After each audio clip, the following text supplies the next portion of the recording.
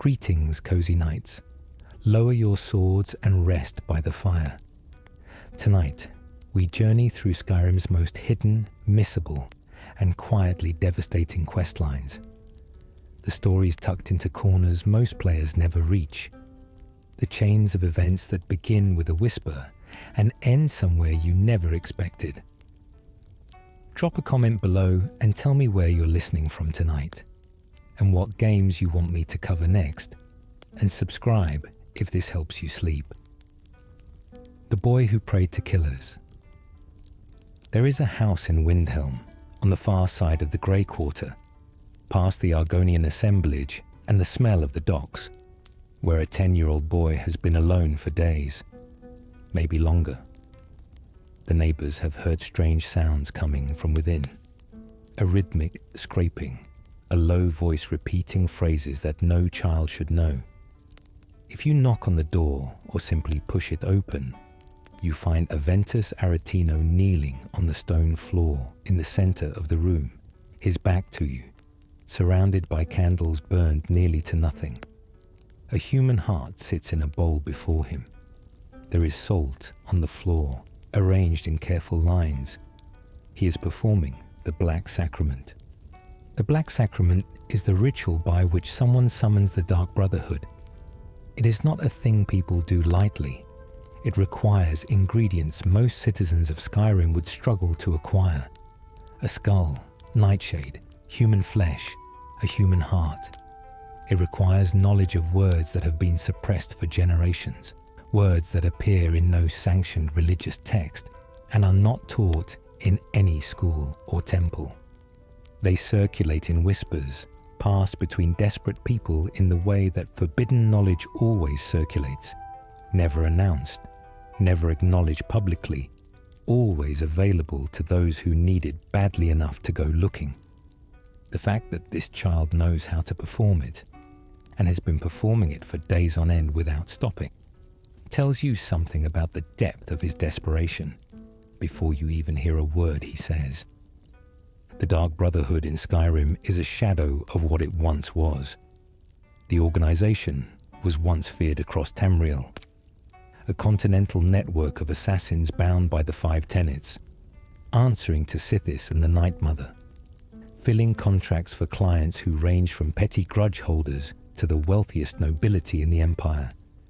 The Purge, an imperial military operation decades before the events of the game, shattered most of the Brotherhood's sanctuaries and killed most of its members. The remaining survivors scattered. What persists in Skyrim is what survives when an institution loses its institutional memory. A small group sheltering in an old farmhouse west of Falkreath, still performing the sacrament, still hearing the Night Mother whisper, but reduced from a continental terror to something far more fragile than most citizens would guess. When Aventus Aretino knelt on that floor and began his prayer, he was calling into a much quieter silence than any assassin in the Brotherhood's golden age would have heard. That the call was answered at all is, depending on your interpretation, either testament to the Night Mother's enduring reach, or evidence that she has been waiting, with the patience of a deity whose domain is eternal darkness, for someone to finally use the correct words again. When you speak to him, Aventus Aretino turns around with an expression that is not quite relief and not quite joy. It is something more collapsed than either of those things. He tells you his story in the matter-of-fact way that children sometimes tell horrifying things, because they have not yet learned that the world is supposed to flinch at them. His mother died. With no family remaining to take him in, he was sent to Honor Hall Orphanage in Riften, the city on the southeastern edge of Skyrim, built over a lake of unknown depth and run, in practice, by a woman named Grelod the Kind. The house around Aventus, as he tells you this, is worth noticing. The Aretino house in Windhelm is not in disrepair exactly. It has the functional emptiness of a place that still has furniture, but has lost the organizing principle of a household, the invisible structure that makes rooms purposeful, rather than simply occupied. His mother's belongings are still present. The kitchen has been used recently, but without the quality of care that a parent brings to a domestic space. He has been eating what he could find, or not eating, surviving in the margins of a house that was built for more people than it currently contains. The neighbors, who heard the sounds of his ritual, did not intervene. This is Windhelm, a city where the gap between public and private is treated as inviolable, where the grey quarter suffers visibly and the city steps over it on the way to more important business, where a child alone in a house performing blood magic, apparently registered as something to discuss, rather than something to address. The name is a joke. Everyone in Riften knows it is a joke. Grelod the Kind is not kind. She is a small, ancient woman who runs honor hall through systematic cruelty, through hunger and cold, through public humiliation, through beatings delivered calmly and without apology. She has told the children in her care repeatedly and apparently with pleasure that they will never be adopted, that no one is coming for them, that they should abandon hope as a childish indulgence. She uses the word brats. She locks children in the darkness under the stairs. She has, by most accounts, been doing this for years, and the city of Riften has allowed it to continue because the orphanage is technically functional, and because no one in a position of authority has been paying close enough attention to the children inside it. Aventus Aretino paid attention. He watched what happened to the other children. He watched long enough that he decided the only solution was to have Grelod the Kind killed. And because he was 10 years old and had no money and no weapons and no allies, he escaped the orphanage. Exactly how is never fully explained, which suggests it was either incredibly clever or incredibly desperate, and made his way back to his family's empty house in Windhelm. He gathered what he needed. He knelt on the floor, and he began to pray to assassins. He specifically asks you to kill Grelod, not to report her, not to find evidence against her, not to organize a petition or bring the situation to the attention of Riften's Jarl, who is, as anyone who spends time in Riften learns quickly, not in a position to act against anyone the Blackbriar family finds useful, and Grelod's orphanage provides a useful service to a city that produces orphans at a steady rate. He has already concluded, with a child's pitiless logic, that no lesser intervention will solve the problem. He offers you a family heirloom, an ancient Nordic plate, the last valuable object his family owned, as payment. When he hands it to you, he is completely serious. This is everything he has. He's trading everything for this one request. The questline that follows is technically the entry point into the Dark Brotherhood questline, Skyrim's assassination faction chain, and many players stumble across it through that lens, as a prologue to something larger, a narrative appetizer before the main course. But what makes this particular chain worth sitting with is the detail poured into Honor Hall Orphanage itself, and the experience of actually going there before you do anything else. Riften is a city built on rot, economic rot, institutional rot, the slow decomposition of trust between citizens and authority. Maven Blackbriar controls the economy. The Thieves Guild controls the underworld. The guards are corrupt almost to a person. Into this environment, Honor Hall Orphanage exists as a kind of concentrated essence of the city's indifference to suffering.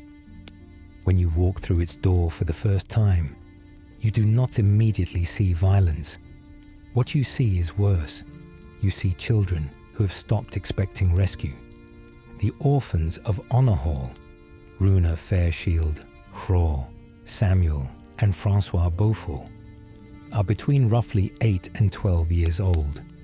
They move carefully. They speak quietly, They watch Grelod with a constant peripheral awareness that suggests they have learned to track her position at all times, the way small animals learn to track predators. If you speak to them, they are hesitant. They do not immediately trust you. Why would they? Adults walk through here occasionally. Sometimes couples come looking to adopt. Grelod sends them away. Nothing ever changes.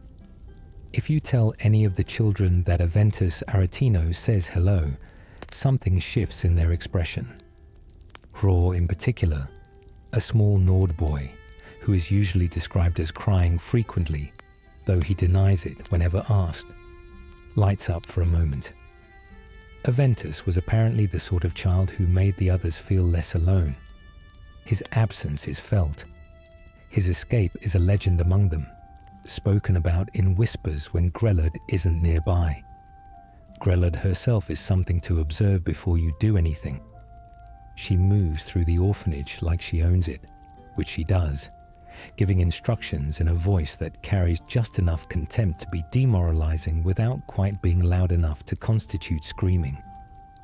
When you walk in, she may be mid-lecture, telling the children that love is a luxury they have not earned. She refers to Aventus as an ungrateful wretch. She informs any visitors, including you, that the orphanage is not accepting donations and is certainly not looking for assistance of any kind. There is nothing in the mechanics of the game that requires you to kill Grelod. You could leave. You could decide this is not your problem.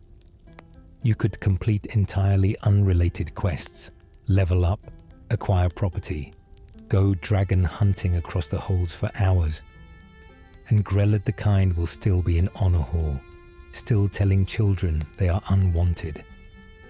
The questline waits indefinitely, but when you do kill her, and the game gives you several approaches, from straightforward violence to more theatrical options, what happens immediately afterward is one of Skyrim's quietly extraordinary moments. The children of the orphanage gather. They look at the body. And then, one by one, they begin to cheer. They clap. Runa Fairshield says, "I knew it. I knew someone would come." They are not traumatized by the sight of a dead adult on the floor. They are not frightened. They are relieved in the way that people are relieved when something that has been crushing them for a very long time is finally, definitively over. When you return to Windhelm and tell Aventus Aretino that the deed is done, he reacts with that same collapsed non-relief from earlier. But now there is something underneath it that looks fragile and real. He thanks you. He gives you the plate. He says his mother would have been glad. The house is still empty around him. He is still alone. But the particular horror that drove him to a ritual most adults would never attempt has been removed from the world, and he seems to understand that. He seems to believe for the first time in a while that the world contains the possibility of things being fixed. It is worth noting what happens to Honor Hall after Grelod is gone. A new headmistress eventually assumes control. Constance Michel, an imperial woman who has been serving as Grelod's assistant and who has, apparently, been doing the actual work of care that Grelod was being credited with. Constance is kind in ways that Grelod was not. She uses a different tone, occupies the same space differently, relates to the children with an attention that the children respond to with the specific loosening of people who have been holding themselves tense for a very long time. The orphanage's atmosphere shifts. It becomes, gradually, something more like what an orphanage is supposed to be. This change is not a quest objective. There is no journal entry noting that the children of Honor Hall are doing better. The game simply renders it, quietly, in the behavior and dialogue of the building's inhabitants for any player who returns after Grelod's death and notices. It is the kind of environmental storytelling that Skyrim does better than most games. The patient recording of downstream consequences in background behavior, available to the attentive player and invisible to everyone else. The quest line then pivots. A letter arrives via courier. A shadowy note from the Dark Brotherhood informing you that you've killed one of their contracts, that they have noticed, that there will be consequences or perhaps opportunities. This is the traditional entry point to the Brotherhood questline proper. But it's worth pausing before following that thread. Worth sitting for a moment with Aventus Aretino, and the plate and the empty house, and the fact that this child performed blood magic for days straight in the dark, because it was the only tool available to him. The world of Skyrim is full of problems that are too large for any one person.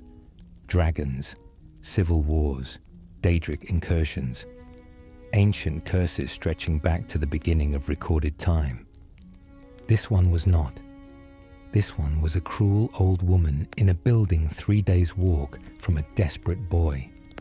It was, by the standards of Skyrim's catastrophes, a small thing. The kind of suffering that does not register on the scale that empires use to measure their concerns. The quest line is small too, brief by the game's standards, rarely discussed in the same breath as the grand mythological arcs, easily dismissed as a prologue to something bigger. But it is the one that began with a child's prayer in an empty house in the cold of Windhelm.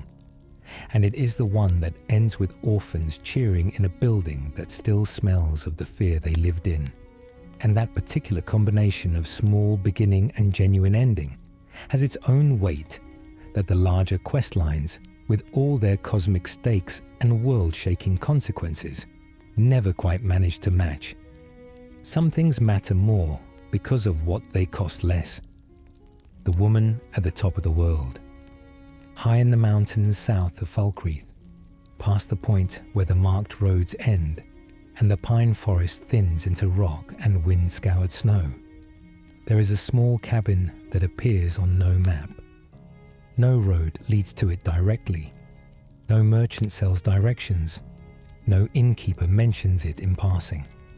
The only way to find it is to climb, to follow the ridge line south from Falkreath and keep going when the terrain discourages it, and keep going further still when it actively resists, until the trees give way entirely and the view opens into nothing but sky and stone and the distant shimmer of ice. Up there, in a place that is less a location than a decision, to have left everything behind, is a woman named Angie. And she has been waiting for someone worth talking to for a very long time. There is technically no quest marker for Angie's camp. The location does not appear on your map until you discover it yourself. Your journal does not suggest you go there.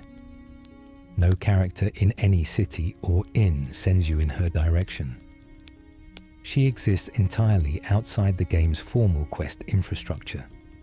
She is what Skyrim calls a radiant encounter point, but that clinical term understates what she represents, which is one of the most carefully constructed human portraits in the entire province, available only to players who choose to wander somewhere the game never asks them to go.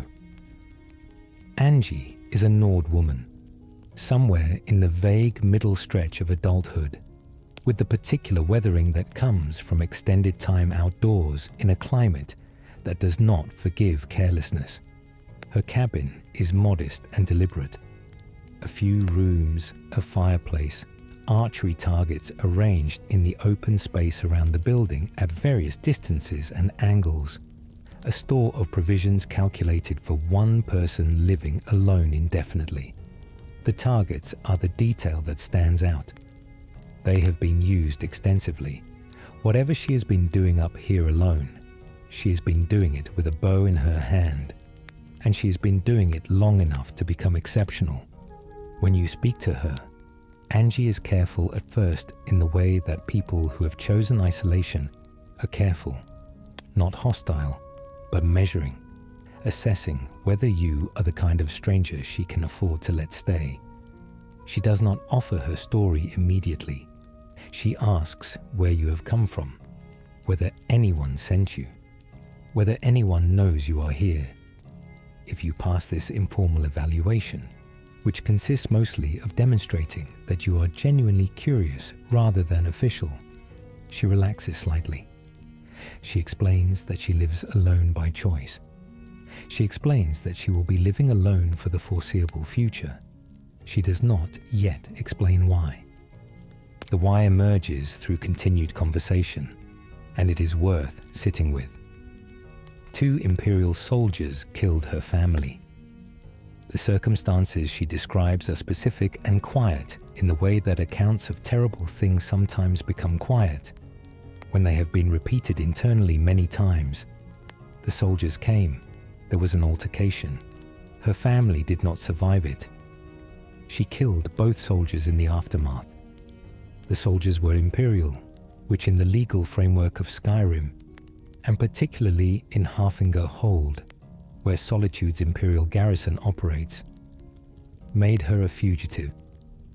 Not for killing the men who killed her family precisely, but for killing Imperial soldiers, which the Empire regards as a categorically separate crime from ordinary killing regardless of provocation. So she came up here. She found the cabin or built it, she never specifies which, and she stopped being findable. She did not flee Skyrim. She did not disguise herself and move to a city. She made a calculation that the most effective form of disappearance was vertical. To go higher than anyone looking for her would think to look, to make the cost of finding her exceed the value of finding her. And it has worked for however long she has been here, which she does not say specifically. Based on the condition of the targets and the accumulated domestic detail of the cabin, it has been years. What she offers you, freely and without asking for payment, is archery training. This is not a small thing mechanically. Angie is one of the few trainers in Skyrim who costs nothing, and her training sequence, which involves shooting a series of increasingly difficult targets at increasingly challenging distances, can raise your archery skill by up to 5 levels. But the mechanical value is not really why this encounter is worth seeking out. It is worth seeking out because the training gives you a reason to keep talking to her. And the more you talk to her, the clearer the full shape of her situation becomes. The training itself is structured as a series of challenges, and Angie explains each one with the particular care of a teacher who has thought about how to teach this skill, who has worked out through practice what the common failures are and how to address them. She is good at this. She is clearly taught before, or was taught well enough that the methodology transferred. There is a pleasure in watching competence demonstrate itself, and Angie's competence is real. It shows in the way she talks about the bow, the way she refers to the targets not as obstacles, but as specific problems with specific solutions. She has spent years up here alone on this mountain, shooting at these targets, and she has used that time to become one of the finest archers in Skyrim, watched only by the wind. When the training is complete, she thanks you, and the way she thanks you carries something that has not been in her voice until now, something that sounds like the specific relief of someone who has had a conversation that mattered with another person. After a long time of not having that, she does not invite you to stay. She does not ask you to return. She understands what you are, a traveler moving through, and she is not moving anywhere. And she holds that understanding without making a scene of it. If you leave and come back later, she's exactly where you left her, still shooting at the targets, still alone, still maintaining the extraordinary equilibrium she has built in this place between the guilt of what she has done and the grief of what was done to her. The quest line never resolves in any narrative sense. Angie is not saved. The soldiers who killed her family remain dead. The Imperial warrant against her, if one formally exists, which the game leaves ambiguous, is never lifted. She does not come down from the mountain. If Skyrim's civil war resolves in the direction of Stormcloak victory, it might be argued that her legal situation improves, that imperial law no longer carries the same force in Falkreath Hold. But the game does not make that connection explicitly. Angie stays on her mountain regardless of how the province's political conflicts resolve. The isolation she has constructed is no longer purely practical. It has become structural, a way of being, and changing it would require dismantling not just the legal problem, but the version of herself she has built to survive it. What separates Angie from most of Skyrim's unmarked encounters is the quality of resolution she has already reached before you find her. Most isolated NPCs in the province are isolated by circumstance. They are stranded, trapped, waiting for something or someone to change their situation. Angie is isolated by choice, sustained by a practice she has refined to genuine excellence, and she is not waiting for anything. She has already made her decision about how to live with what happened to her family and what she did afterward, and that decision is legible in every detail of her mountain camp. The targets positioned at exactly the distances that challenge her most. The systematic archery practice that serves no practical purpose in a place where there is nothing to hunt that she couldn't kill easily regardless of technique. She is not practicing because she needs to improve. She is practicing because the practice is the point. Because having a discipline that demands your full attention is the most effective management tool available for a grief that would otherwise be unmanageable. She teaches you that discipline generously and without any of the performance of generosity. She does not make a scene of it. She instructs well, in the manner of someone who has done the intellectual work of understanding what they know and how to transmit it. And when the instruction is complete, she lets you go without ceremony. She has given you something real, and she knows it, and she does not need your acknowledgement of it. That particular combination, genuine competence, genuine generosity, no need for recognition, is rarer in Skyrim's NPC roster than it might appear. Most characters who help you want something in return, or want credit, or want the emotional experience of having helped someone. Angie already has everything she needs. She is on a mountain with a bow, and she is excellent at what she does, and the world at large does not know she exists, and she has decided that is perfectly fine. The reason this encounter is so commonly missed is its location combined with its absence from any quest system. Most players have visited Falkreath Hold extensively. There is a significant amount to do there, from the Dark Brotherhood farmhouse to Helgen's ruins to Bloated Man's grotto. But Angie's cabin sits above the playable terrain ceiling that most players treat as a natural limit. The mountains south of Falkreath are steep and unrewarding by every visual cue the game provides. There is nothing up there that the compass points to. The reward for climbing is not visible from below. Players who find Angie usually find her by accident, by following a ridgeline out of curiosity or stubbornness, and what they find when they arrive is not what they expected to find, which is the best possible version of this kind of discovery. She is one of Skyrim's finest portraits of a person living inside the consequences of something they cannot undo and have decided to stop fighting. She is not broken by what happened. She has not been consumed by it, has not made her grief her entire personality, or her vengeance her entire purpose. She has simply withdrawn to the highest available point and built something functional there, something quiet and skilled and self-sustaining, and she will maintain it indefinitely with the same patience she brings to a difficult shot. Breath held, target clear, waiting for the moment that is right. The dinner party that changes you.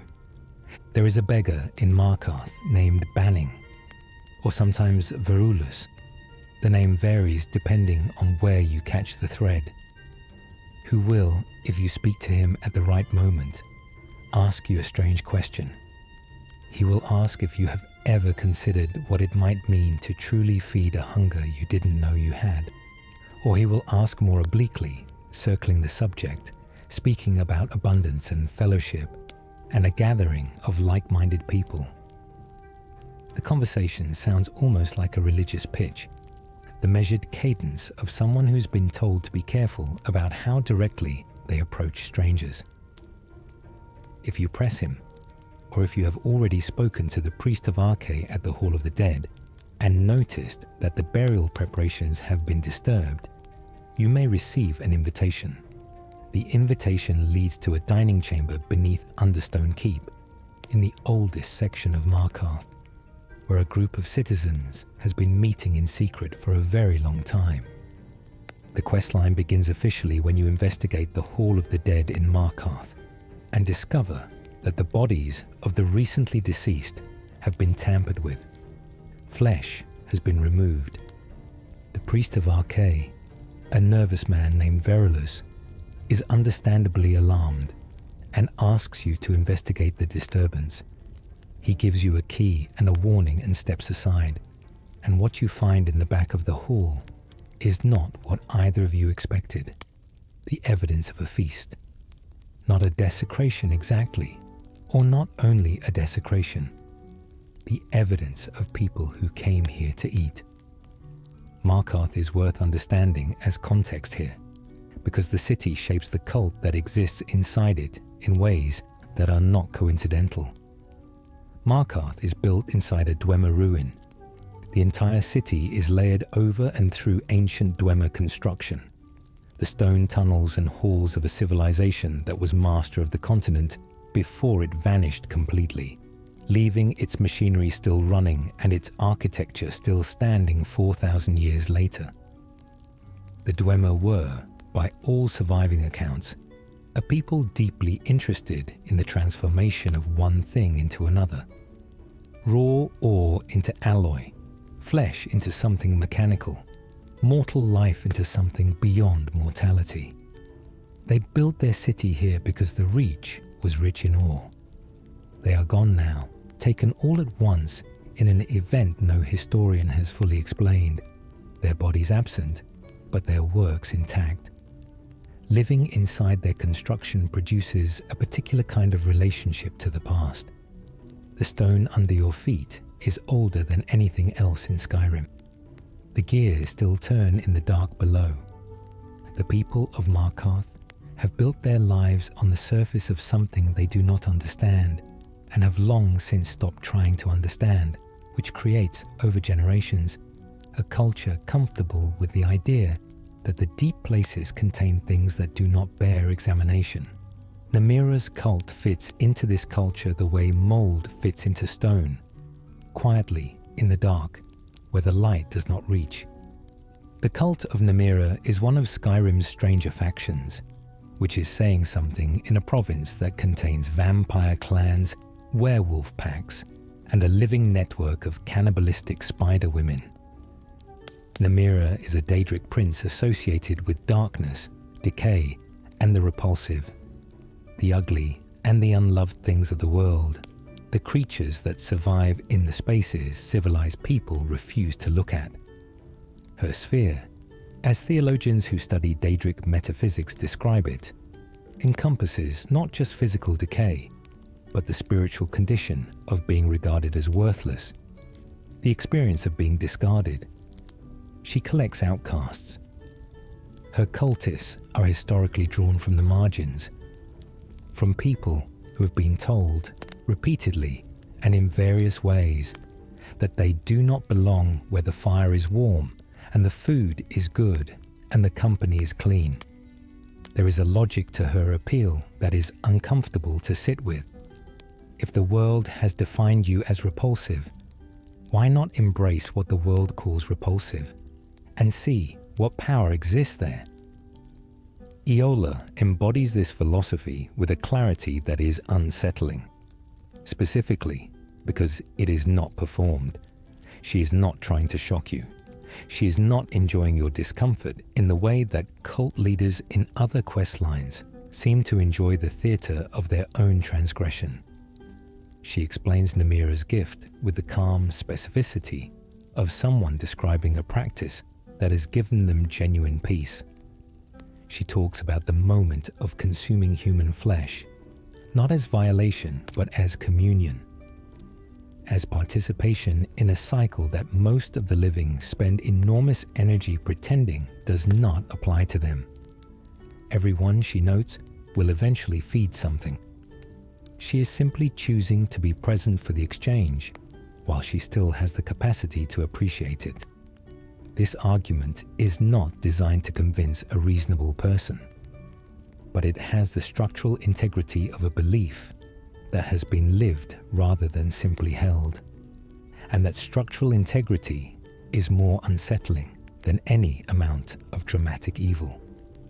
The setting of Reachcliff Cave, once you have cleared it of Draga and the cult reconvenes for the feast, becomes something quite different from the typical Skyrim dungeon interior. The long stone tables, when the cultists are seated at them and the candles are lit against the dark, look less like a crime scene than a dining hall. Not a comfortable one, not a normal one, but unmistakably a place where a community gathers for a shared purpose that means something to everyone present. The cultists speak to each other with the ease of people who have been doing this together for a long time. They pass things, they make quiet comments. There is humor, low and brief. This is not their first time here. This is a community that has been meeting regularly in this particular cave for what the stonework suggests is a very long time. The cult is led by a woman named Eola, who you may encounter in the Hall of the Dead, rifling through the bodies with the calm efficiency of someone who is entirely comfortable with what she is doing. Eola is one of Skyrim's more genuinely unsettling characters because she is not performed as a villain in any obvious way. She does not cackle. She does not make threatening speeches. She speaks to you in the reasonable, measured tones of someone explaining a dietary philosophy they find interesting, and the dissonance between the content of what she is saying and the tone in which she is saying it is deeply effective. She tells you that Namira's gifts are available to you too. She asks if you are curious. She does not ask if you are willing. She assumes that curiosity and willingness occupy the same space, and she may be right. If you choose to engage with her rather than immediately fighting, she invites you to help her reclaim Reachcliff Cave, a location east of Markarth that the cult uses for its ceremonies. The cave has been overrun with Draugr, ancient undead, the sort that fill Skyrim's ruins in abundance, and the cult needs the space cleared before they can hold their next feast. This is, from a purely mechanical standpoint, a routine dungeon crawl. Clear the enemies, reach the end, receive a reward. The game presents it with the same interface as any other dungeon, but the context transforms the experience. You are clearing a space for a cannibal dinner party. You are doing the labor that allows a cult of flesh-eaters to resume their ceremonies. The Draugr you fight are between you and that specific outcome, and the game neither celebrates nor condemns this fact. It simply presents it, lets you engage with it, and waits to see what you do. Players who are in the habit of accepting quests and completing objectives without pausing to read the context miss what this particular segment is doing, which is asking whether you are the kind of person who does things without thinking about them. Reachcliff Cave itself is a beautiful piece of environmental design, if beautiful is a word that can apply to a place this dark. The outer sections are conventional enough. Stone corridors, fallen columns, the sound of wind through cracks in the rock.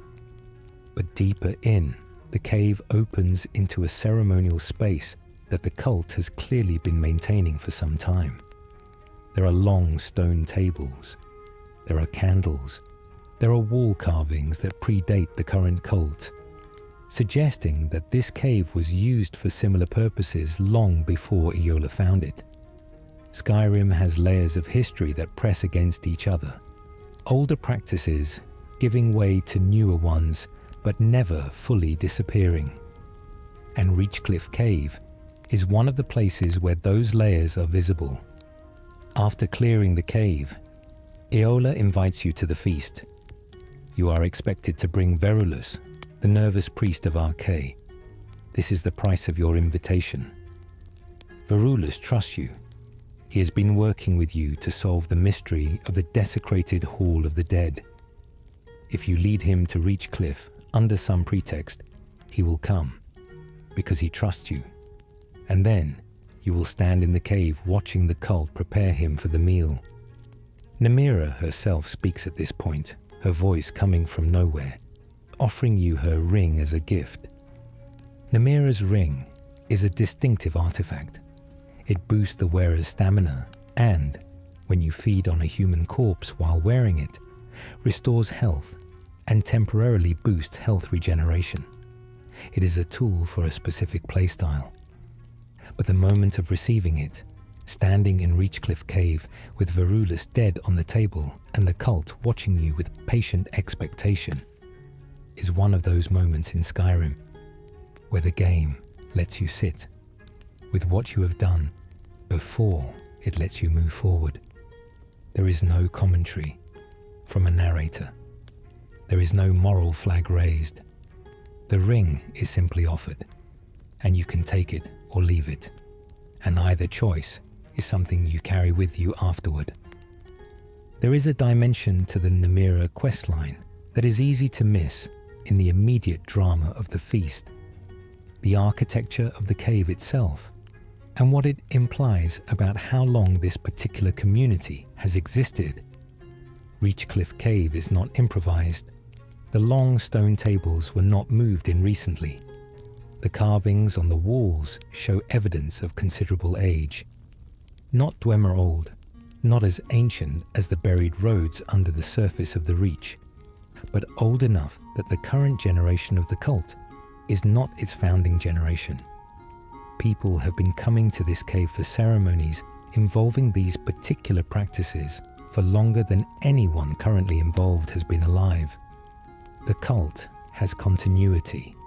It has tradition, passed from person to person across generations of members who found in Namira's philosophy a framework for the thing they were already drawn toward. This is, depending on your disposition, either more disturbing or more interesting than a single group of deviants making individual bad choices. A tradition implies legitimacy, in the specific sense that it has survived contact with time and reality. The cultists in Reachcliff are not desperate or unstable looking. They are, many of them, people you might pass on Markarth's stone streets without a second glance. A merchant, a labourer, someone who tends the forge, someone who works at the smelter. They have found something in this practice that persists and provides meaning, and the game does not insist that you understand what that meaning is, only that you acknowledge it exists. Eola herself, after the quest is complete, becomes available as a follower, which is another piece of the questline that the game presents without commentary. She will follow you across Skyrim, a Breton mage who happens to be the leader of a cannibal cult, helpful in combat and reasonably pleasant in conversation, until you decide you no longer want her company. The game treats this as entirely normal. Followers in Skyrim have done all manner of things before you encountered them. Eola's history is simply more specific and more difficult to overlook than most.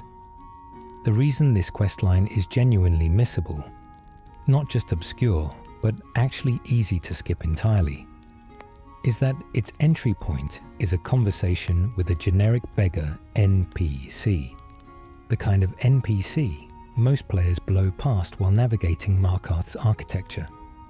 Even the Hall of the Dead investigation can be avoided. Varulus does not compel you to approach him, and there is no quest marker that points to his building until you are already in dialogue with him.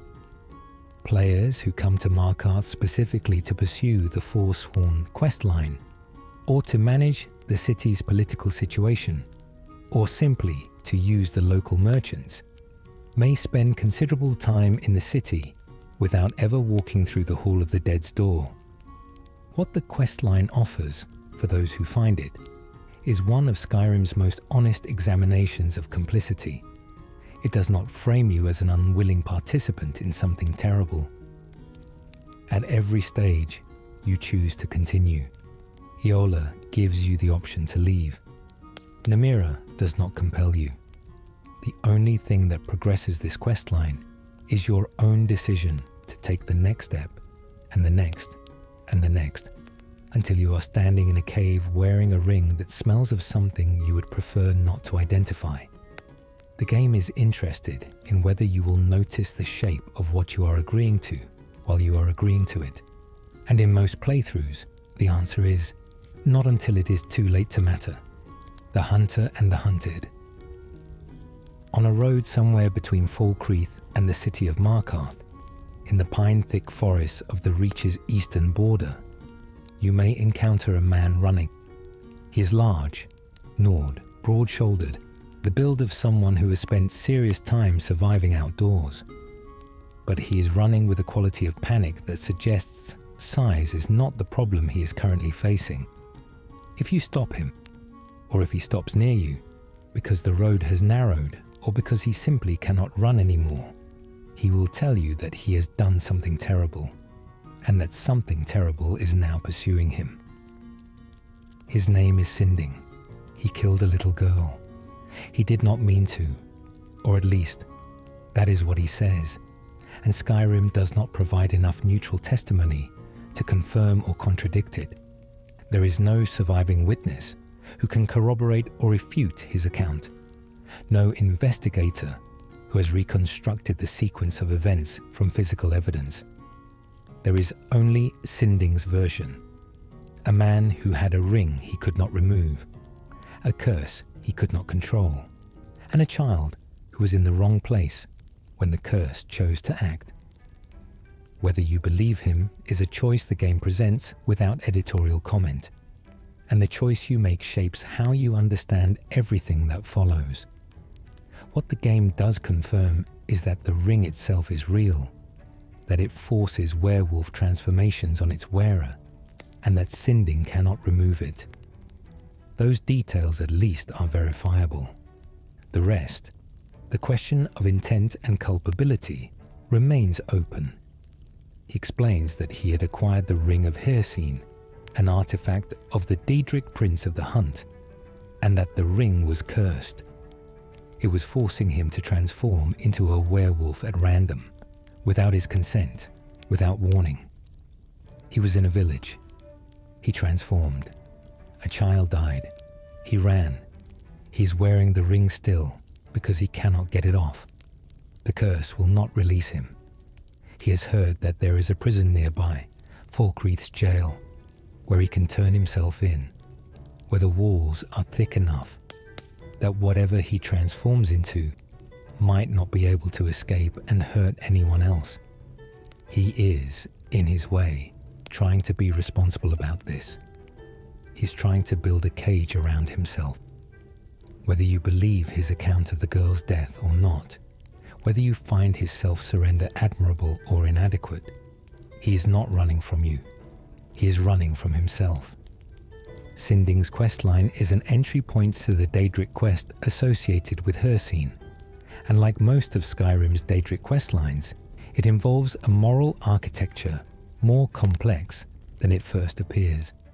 Hircine is the hunting prince, a deity of the hunt who finds spiritual significance in the predator-prey relationship, who regards the act of pursuit and killing as the purest form of meaning available to mortals. His ring is not malfunctioning. It is working exactly as intended. The forced transformations are not a flaw in the enchantment. They are a feature, or at least they are consistent with what Hircine finds interesting. Hircine occupies a specific position among the Daedric princes that is worth understanding. He is not regarded, even by the civilizations that worship him, as simply evil. The Reachmen, the native people of the area around Markarth, the Forsworn and their ancestors, have held Hircine as a significant deity for centuries, understanding the hunt not as a pastime, but as the fundamental relationship between predator and world. Hunters across Skyrim leave offerings to him before significant expeditions. Even in the civilized cities, there is a residual respect for the hunting prince, the acknowledgement that the act of predation is one of the world's oldest and most honest transactions. His cultists are not regarded with the same revulsion as, say, followers of Molag Bal or Mehrunes Dagon. The violence Hircine demands is at least comprehensible violence, violence with clear purpose and clear rules. What makes the Ring of Hircine specifically dangerous is not that it channels his power, but that it channels it without the permission structure that makes Hircine's bargain spiritually manageable. In the normal arrangement, a werewolf chooses the hunt. The ring removes the choice. It reduces a willing participant in the sacred pursuit to a vector for uncontrolled violence, which even Hircine, by some interpretations, finds distasteful, not because of the violence itself, but because prey without a genuine hunter in pursuit is sport without meaning. When Sinding turns himself in and is imprisoned in Falkreath's jail, you are given the opportunity to speak with him through his cell bars. He is lucid in the prison, still in human form, still holding the ring that will not come off. He is waiting, he says, for the Jarl to decide what to do with him. Given that he has confessed to killing a child, the likely outcome is execution. He seems to have accepted this. He is not asking you to save him. He is simply telling you what happened, maybe because he needs to tell someone, maybe because silence about it feels like an additional crime. Falkreath itself is worth noting as the setting for this questline's opening, because the hold has a particular atmosphere that primes you for what follows. Falkreath is pine forest and burial grounds. The city contains one of Skyrim's largest cemeteries, a sprawling graveyard that butts up against the city proper, and the hold as a whole has a reputation for death and melancholy that its residents seem to accept as simply the local weather of their home. The guards speak about it. The innkeeper speaks about it. The Jarl Sidgir is a young man who inherited the position and appears to be spending his tenure being aggressively uninterested in the hold's atmosphere, while the hold's atmosphere persists regardless. Into this environment, a man walks out of the forest confessing to killing a child, and Falkreath absorbs this with the specific equanimity of a place that has had a lot of practice with dark arrivals. The hunters Hircine sends to Bloated Man's grotto are worth examining as characters rather than simply as obstacles. They are mortals who accepted Hircine's invitation, which means they are people who made a deliberate decision to participate in the sacred hunt of a sapient creature. The game gives them enough individual detail to suggest they were competent hunters before they entered the grotto. They have appropriate equipment. They have spread through the terrain intelligently. They have identified the paths Sinding is most likely to use. What they did not account for is Sinding choosing engagement over flight. The corpses you find as you move through the grotto document in their placement and condition the exact moment that a hunt became a different kind of hunt, with the prey reclassified as predator.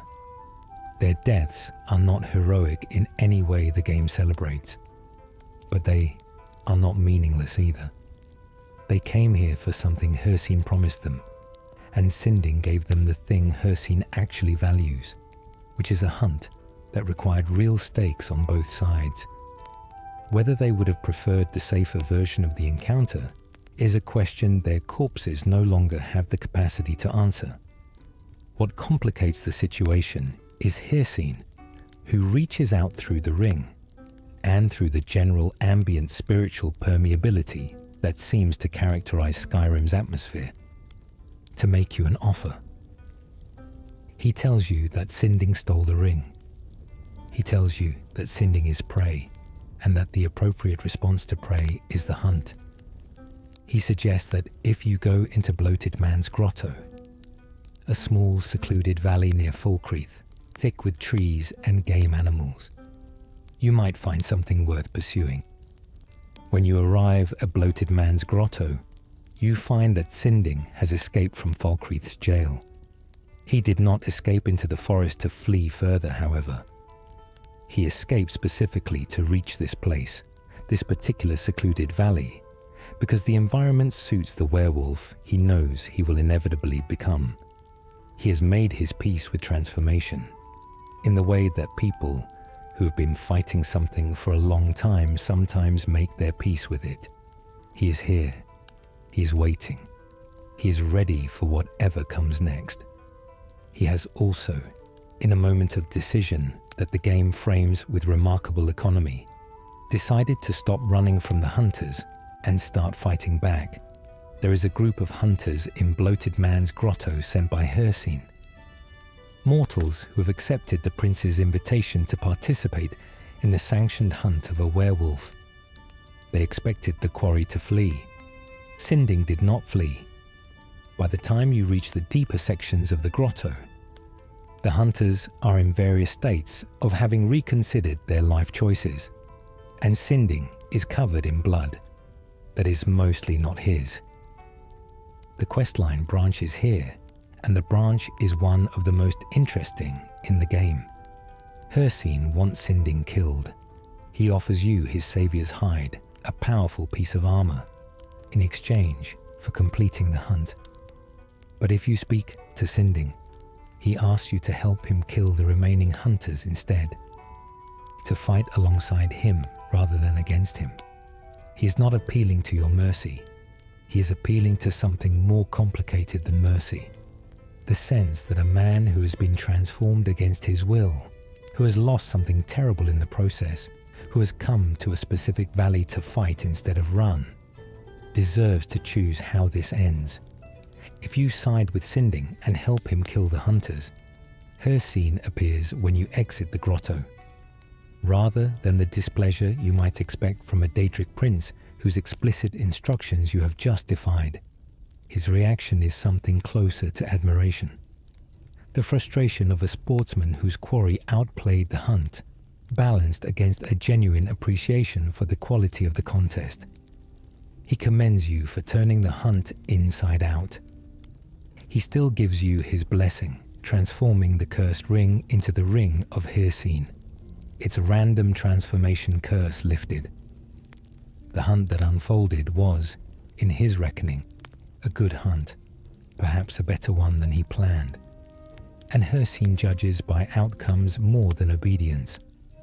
He seems to regard the entire sequence of events as a successful exercise in the thing he cares about most, which is meaningful pursuit between predators who take each other seriously. Sinding, if you save him, survives in Bloated Man's Grotto. He stays there. If you return, he is in his werewolf form, moving through the trees of the valley, and he acknowledges you with a posture that suggests recognition without communication. He has found, in this secluded space, something that functions like a life. He is the predator in a valley full of deer and elk and smaller game. He has stopped fighting against what he is and found a place where what he is causes no harm. Bloated Man's Grotto in the Aftermath is one of Skyrim's more unexpectedly peaceful locations. The trees are dense but not oppressive, the light coming through them in ways that change with the hour, and the ambient sound of the wildlife that has returned in the wake of the hunters' deaths has a quality of restoration about it. You can sit in this valley and understand, without anyone explaining it to you, why Sinding came here specifically, rather than continuing to run.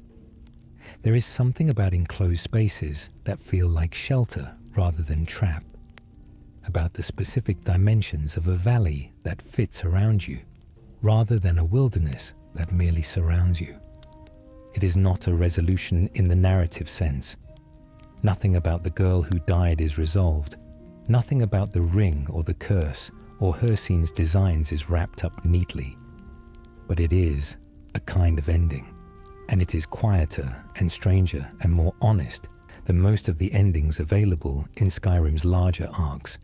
The reason most players miss the depth of this questline is that its surface presentation, werewolf loose in the woods, Daedric prince wants it hunted down, sounds like a straightforward combat encounter. The version of this questline that most players experience is the version where you kill Sinding, collect the hide, and move on. The version where you stand with him, fight beside him, and then watch him find his quiet valley. Life is accessible only to players who stop, read the room, and ask whether the obvious approach is the right one. Sheogorath's Afternoon in the Mind. The Blue Palace in Solitude is one of Skyrim's more accessible major landmarks, a sprawling coastal city, the capital of Hafingr Hold, home to Jarl Elisif the Fair, and the imperial military presence in the province.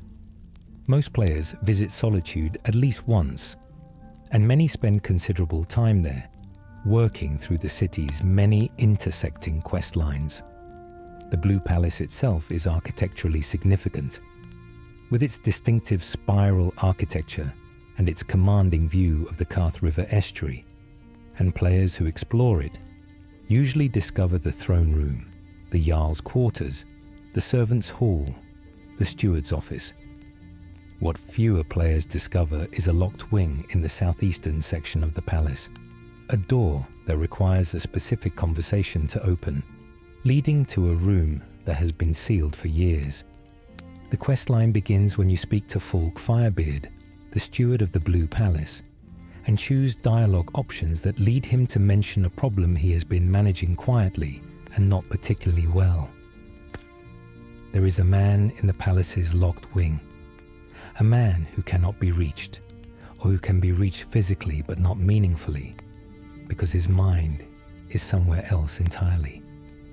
The man is Pelagius Septim III, except it is not precisely Pelagius Septim III, because Pelagius Septim III died decades ago, mad and feared and alone on the island of Artaeum.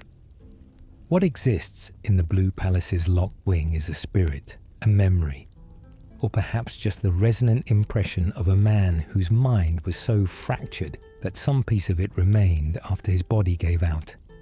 Pelagius the Mad is one of the most fascinating figures in Elder Scrolls history, and the game knows it.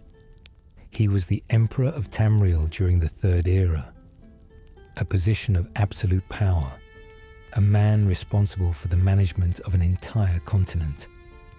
And he was, by every account, profoundly and spectacularly insane.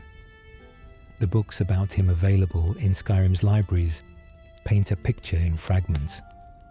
An emperor who issued decrees against the wind for blowing without permission, who declared war on an imaginary army of talking crabs, who at various points refused to eat anything that had not been read to from approved imperial texts, who conducted formal diplomatic negotiations with furniture. His reign produced a collection of administrative orders so disconnected from any graspable logic that historians have been arguing for centuries about which of them were genuine delusions, which might represent a kind of genius. The period lacked the context to understand, and which was simply the outputs of a mind that had lost its organizing principle entirely. He ascended to the throne through the standard Septim succession, which by his era was already complicated by the kind of dynastic politics that required genealogical charts to follow. He showed signs of instability early in his reign, but the imperial court had a long tradition of managing eccentric emperors, and the early signs were managed. Then they became unmanageable.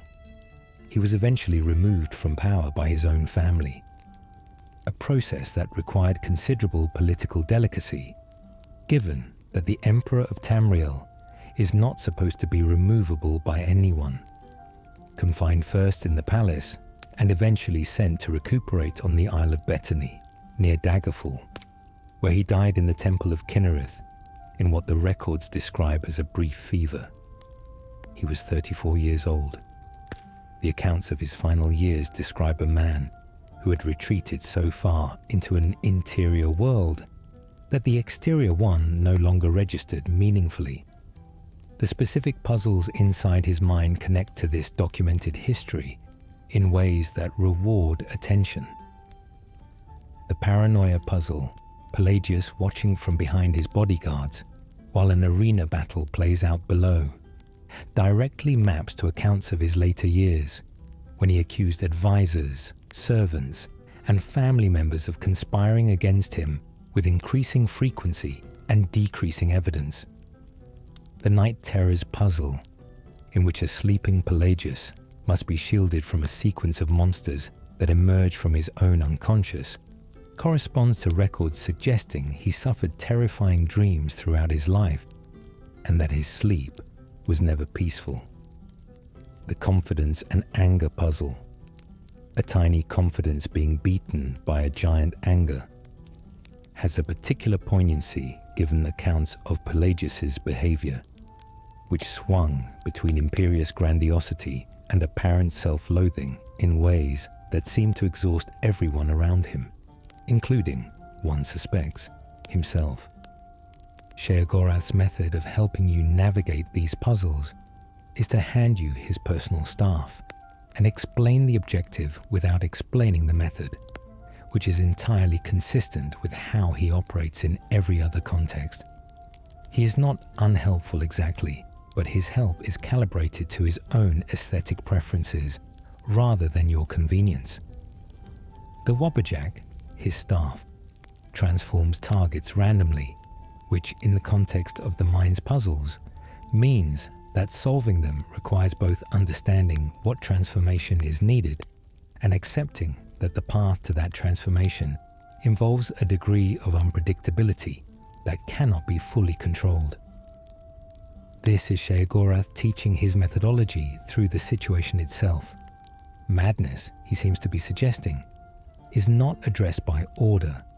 It is addressed by a different kind of chaos, one that happens to produce useful outcomes, whether that constitutes genuine wisdom or simply his aesthetic preference dressed as wisdom is left, appropriately, unresolved. You cannot enter the haunted wing of the Blue Palace without specific preparation. A man named Dervanin wanders Solitude streets, an elderly figure in tattered robes who speaks in fragments and follows you occasionally with the specific persistence of someone who has been waiting for a very long time. If you engage with him properly, Dervanin explains that his master has been gone for too long, that he entered Pelagius's mind some time ago and has not come back out, and that Dervanin would appreciate it enormously if someone would go in and retrieve him. His master, as becomes clear through context, clues, and the unmistakable quality of the situation, is Sheogorath, the Daedric Prince of Madness.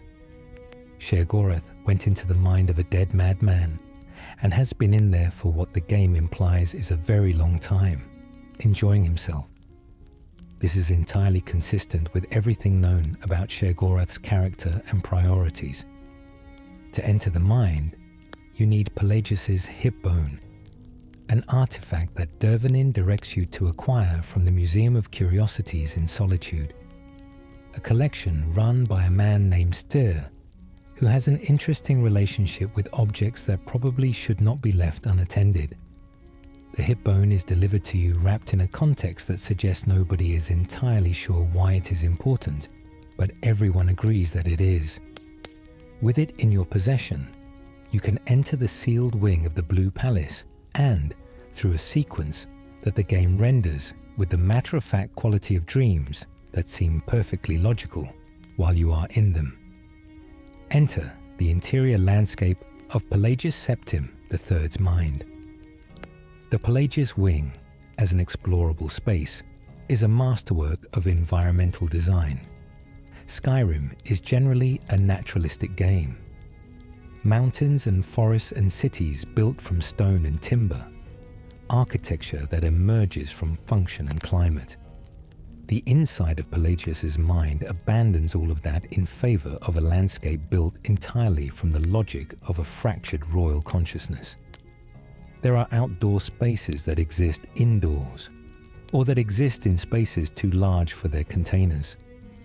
There are banquet tables laid for celebrations that are occurring simultaneously with funerals.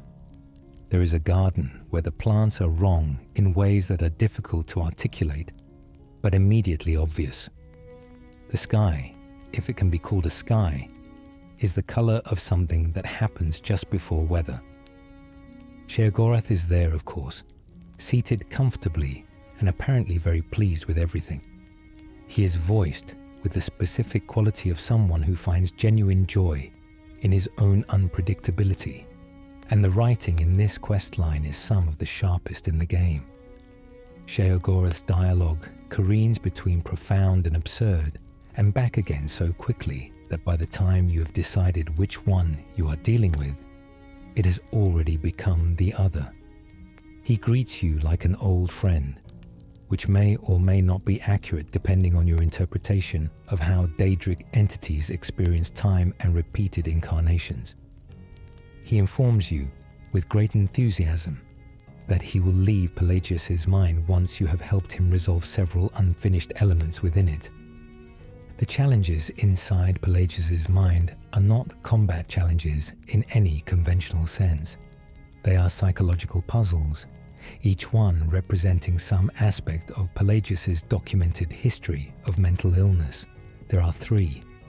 The first addresses his paranoia, rendered as a stone arena where 2 Atronachs battle below, while Pelagius himself watches from the other side flanked by bodyguards.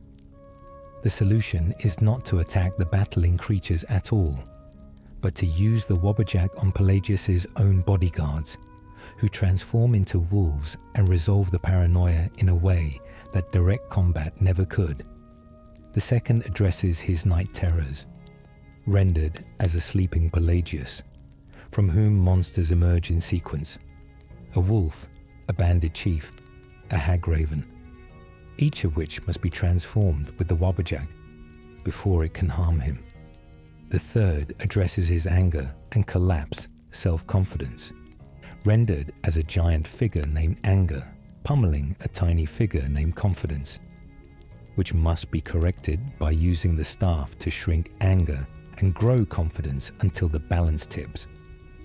Each puzzle is, in its own way, a portrait of specific suffering: the paranoia that made him see threat in his own loyal guards, the night terrors that plagued him from childhood, the internal war between grandiosity and self-destruction that seems to have defined his inner life.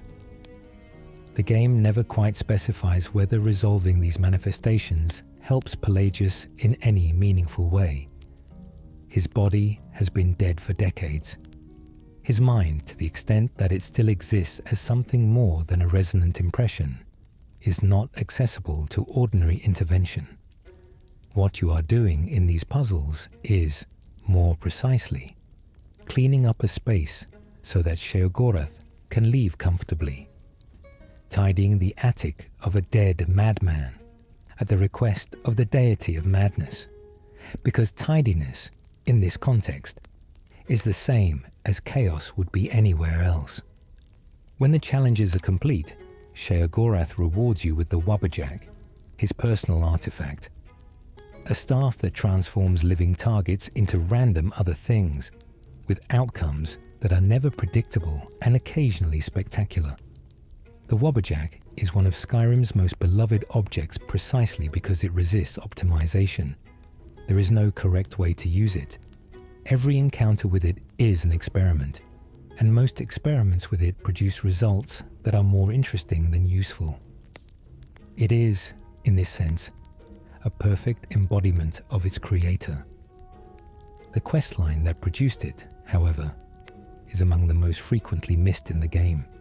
It requires finding and engaging with a wandering NPC who does not have a quest marker, understanding that he is referring you to a specific wing of a specific building in a city you may or may not have visited, acquiring an object from a collection without obvious connection to the outcome, and then entering a space that presents itself as a room before revealing that it is something else entirely.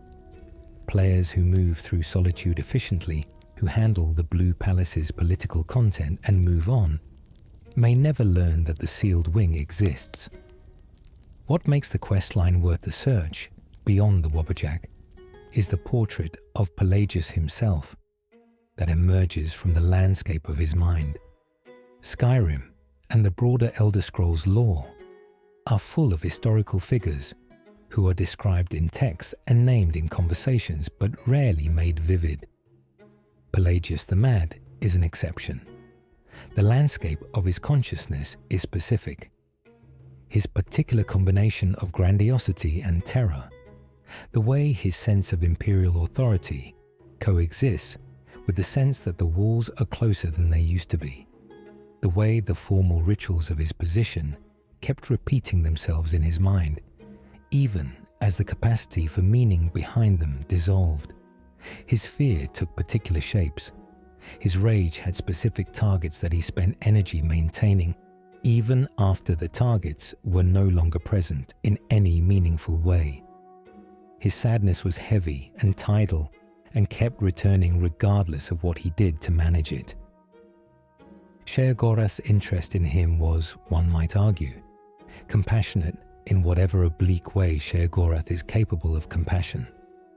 A mind as interesting as Pelagius's, left alone in the dark for centuries, is a waste. Sheogorath found it useful to inhabit, or useful to visit, or simply interesting to be inside. And the distinction between those three things may not matter to a deity whose primary characteristic is the dissolution of categories. When he leaves, he takes his particular quality of attention with him, and the Pelagius wing becomes again what it technically always was, a locked room in a palace above the sea, full of old furniture and the residue of someone else's chaos. The Butcher of Windhelm. Windhelm is a city built on several kinds of cold. The cold of the northern climate, obviously. The city sits near the mouth of the White River, where it opens toward the Sea of Ghosts, and the wind off that water is the kind that gets into stone and stays there. The cold of its racial politics, which are among the most explicitly brutal in any of the major cities, where the dark elves of the Grey Quarter live under conditions of deliberate deprivation, and the Argonians are refused entry within the walls at all, consigned to the dockside in structures that were not built with habitability in mind. The cold of its architecture, all ancient Nordic stone, thick-walled and narrow-windowed, built for defense rather than comfort, built to keep something out rather than to welcome anything in. And a deeper cold, less obvious, that has been building for some time before you arrive. The cold of a city that has been losing women. The questline known as Blood on the Ice begins with a body. This is not unusual in Skyrim. The province produces bodies with some regularity, and most of them are the consequence of visible, comprehensible violence. This one is different. The body is in the cemetery outside Windhelm's walls, near the ancient stone of Aventus Aretino's family plot, and it has been arranged. The murder weapon is not present. The victim's clothing has been partially removed in a way that suggests ritual rather than theft. There are witnesses. A small group of Windhelm citizens who gathered around the scene, speaking to each other in the hushed tones of people who recognize that what they are looking at is not ordinary. A guard is present, and if you approach and demonstrate either authority or competence, the guard reluctantly allows you to examine the scene. The investigation that follows is one of Skyrim's most carefully constructed mystery sequences. The game is not known for mystery gameplay in any sophisticated sense. Most of its quests are either go to location, retrieve/kill thing, or talk to person, receive next objective. Blood on the Ice is different. It asks you to look. It asks you to notice things. It asks you to form conclusions and then test them, and it rewards paying attention to objects that seem incidental. The investigation also asks you to resist the institutional pressure that Windhelm applies from the moment you get involved. The city's guard captain, a man named Sheogorath, if you pursue the right dialogue, or deflected entirely if you speak to the wrong people first, has an answer to the murders that he finds satisfying. Windhelm the Unliving, court mage and scholar, whose habits and appearance have long made him unpopular with the city's more traditionally minded citizens. Windhelm is antisocial in the specific way of academics who find people significantly less interesting than problems. He is not malicious, but he is brusque, and he is strange, and he lives in a tower and keeps unusual hours, and was apparently named the Unliving by city folk, who found his pallor and his work habits alarming in combination. He is, from the guard captain's perspective, exactly the kind of person who would commit ritual murders, because he is exactly the kind of person that the word ritual attaches itself to in the popular imagination. The evidence against him, when you examine it properly, is thin to the point of transparency. His proximity to the cases is circumstantial. The argument that his necromantic research interests connect him to the murders assumes that any connection between research interests and criminal behavior is meaningful, which it is not. When you speak to Windhelm himself, which the questline allows, and which most players following the investigative path will do, he is irritated rather than evasive, which is the response of someone who finds the accusation beneath intellectual engagement, rather than the response of someone who finds it dangerous. He provides, if you ask him the right questions, information about the astrological timing of the murders that is both accurate and specific in ways that only someone who has been observing the pattern from the outside would know. He is not confessing to anything. He is showing his work in the manner of someone who has reached a conclusion through legitimate analysis and would like credit for the methodology. If you choose to arrest him anyway, following the guard's preferred narrative, taking the path of least resistance in a city that is already under considerable stress from the civil war, and would benefit from the appearance of a solved crime. The questline demonstrates its point cleanly. Another woman dies while Windhelm is in prison. The game does not editorialize. It simply presents the consequence and waits for you to update your assessment. The victim is a young woman. Her name, if you ask the witnesses, was Susanna the Wicked, a worker at Candlehearth Hall, who had a reputation for sharp humor, and who, apparently, went home late one night and did not arrive. There are clues near the body, a trail of blood leading from the cemetery toward the city proper, a piece of cloth that does not match Susanna's clothing, a flower that is not native to Windhelm's climate. Each of these points somewhere, and the investigation expands outward from the cemetery into the city itself. The flower is one of the most quietly important details in the questline. A strange amulet found near the body draws particular attention. Calixto Corium, the proprietor of the House of Curiosities, will offer to buy it from you for 500 gold, telling you it is called the Wheelstone and is merely a ceremonial object belonging to the court mage. His eagerness to acquire it and his effort to dismiss its significance are, in retrospect, exactly as suspicious as they appear. But in the moment, with a museum owner speaking in the reasonable tones of someone identifying an artifact, the offer is easy to accept without examining what it means that he wants it so badly. This is the blade's ritual centerpiece, and Calixto is buying it back from the person investigating the murders it has helped commit. Windhelm's particular character makes this crime possible in a way it might not be elsewhere. The city's size and insularity, its tendency toward internal division, Nords versus Dark Elves versus Argonians, Stormcloak loyalists versus Imperial sympathizers, means that attention is perpetually directed at the fractures within the community rather than at what is happening at its margins. Women going missing is the kind of news that circulates differently in a city where different groups of people have already learned not to expect protection from the central authority. The Dunmer of the Grey Quarter might notice something is wrong before the Nord districts do, but their reports would travel through channels that treat Dunmer concerns as secondary.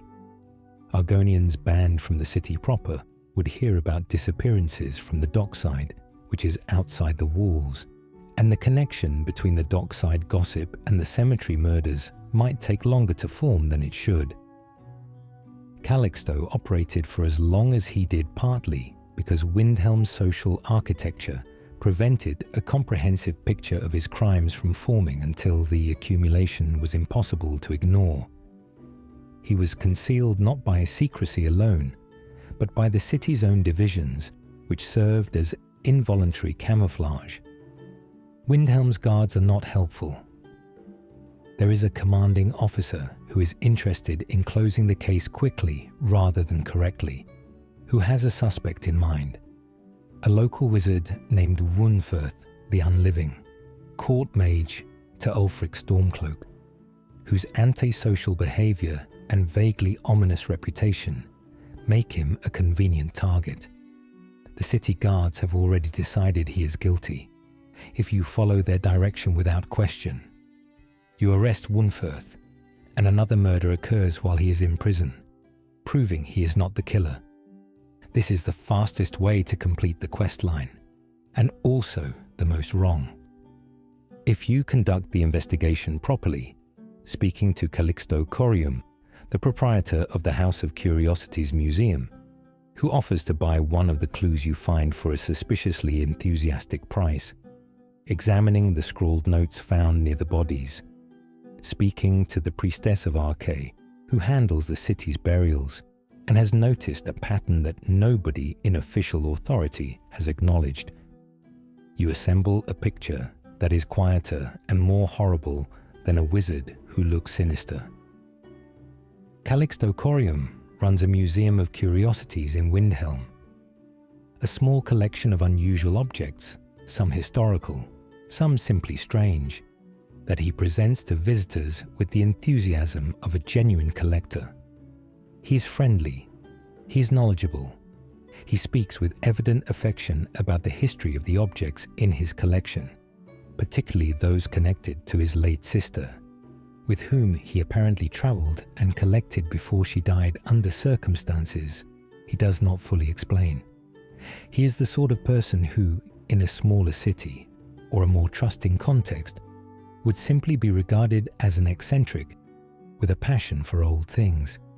He is the Butcher of Windhelm. He has been killing young women in the city for some time, selecting victims who in some way resemble or remind him of his dead sister, whose name the game never provides, a detail that feels deliberate, as if even the identification of his grief is being withheld, using pieces of a necromantic ritual that, based on the journals and research notes found in the hidden chamber of his house, appears designed to eventually reverse her death through a process that requires accumulated components and accumulated time. The nature of the ritual is never fully spelled out, but the materials involved, the amulet's necromantic properties as identified by Wunferth, and the records of previous murders all point towards something systematic. This reads less like madness and more like a long, terrible project that has been underway for years. The museum itself, when you understand what it is, becomes unbearable to revisit. Every object in it is annotated in Calixto's careful handwriting with notes about provenance and history and significance, and the annotations are genuinely thoughtful. He knows his material, has done his research, has contextualized each piece within the broader sweep of Nordic history. He's not faking his expertise. He's an actual scholar who has organized his life around a grief he cannot process, and the scholarship and the ritual are running in parallel tracks that he is apparently never asked to examine together. The museum is a portrait of a mind that has found a way to contain two completely incompatible realities without being destroyed by the contradiction. When you finally identify him and move to stop him, the game stages the confrontation near another potential victim. He is mid-attempt, which means he has not yet completed what he came to do, which means the intervention is, in some technical sense, a prevention. But none of this alleviates the accumulation of what came before. The questline does not end with a sense of relief exactly. It ends with a sense of weight lifting from the city, the particular heaviness that settles over a place where people have been disappearing, and nobody in authority has been willing to follow the trail to where it actually leads. The sequence in which you finally expose him, catching him mid-attempt, near another victim, is brief and violent in the way that endings to these things usually are. Calixto does not have a long speech. He does not explain his philosophy at length while you stand there listening. He attacks because he understands what your presence means, and the fight ends quickly. But the weight of the questline is not in its ending. It is in the investigation, in the accumulation of details, in the experience of assembling the portrait of a man from the fragments of his crimes. What makes Blood on the Ice one of Skyrim's most overlooked questlines is its unusual trigger condition. The quest does not activate automatically when you enter Windhelm. It requires you to have visited the city at least 4 times. The game tracks an internal visit counter. And crucially, your triggering visit must occur between 7 in the evening and 7 in the morning.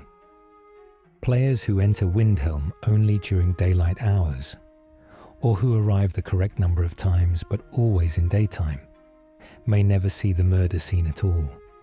The body is there, the scene is staged, but the trigger conditions combine in a way that makes it entirely possible to spend significant time in the city, accomplish many objectives, and leave without the quest ever starting. When it does trigger, it begins in the cemetery near the city's eastern gate, not in the city proper, which means players who fast travel directly to Windhelm's market or use other entry points may bypass the cemetery entirely. The whispering in the Great Hall.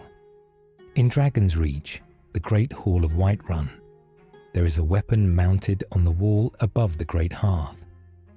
Most players notice it eventually. It is a large, 2-handed sword, conspicuously placed in a location of honor, seemingly decorative but too well positioned for the eye to ignore completely. If you examine it, the game tells you that it is the Ebony Blade, an artifact of Mephala, the Daedric Prince of Whispers and Lies and the Hidden Murders. It also tells you that it is locked to the wall, and you cannot take it. It belongs to the Jarl. The questline begins when you speak to Jarl Bolgruf's children. Bolgruf has 3 of them. Hrongar, who is his brother, rather than his child, and then the actual children, Frothar, Dagny, and Nelka. Frothar and Dagny are relatively conventional Whiterun children, as these things go. Nelka is different. He is younger than his siblings, and somehow also more serious, and when you speak to him, He says things that a child of his age should not know. He speaks about the sword on the wall. He speaks about a door in Dragon's Reach that is always locked, and about a voice that comes from behind it. He says the voice has been telling him things.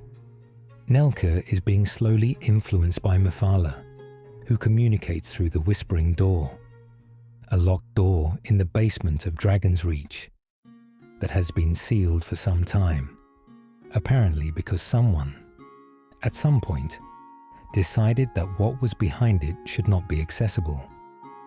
Mephala has found Nelke because children, in the context of this kind of supernatural influence, are more receptive than adults, less defended, less certain of what the world is supposed to sound like.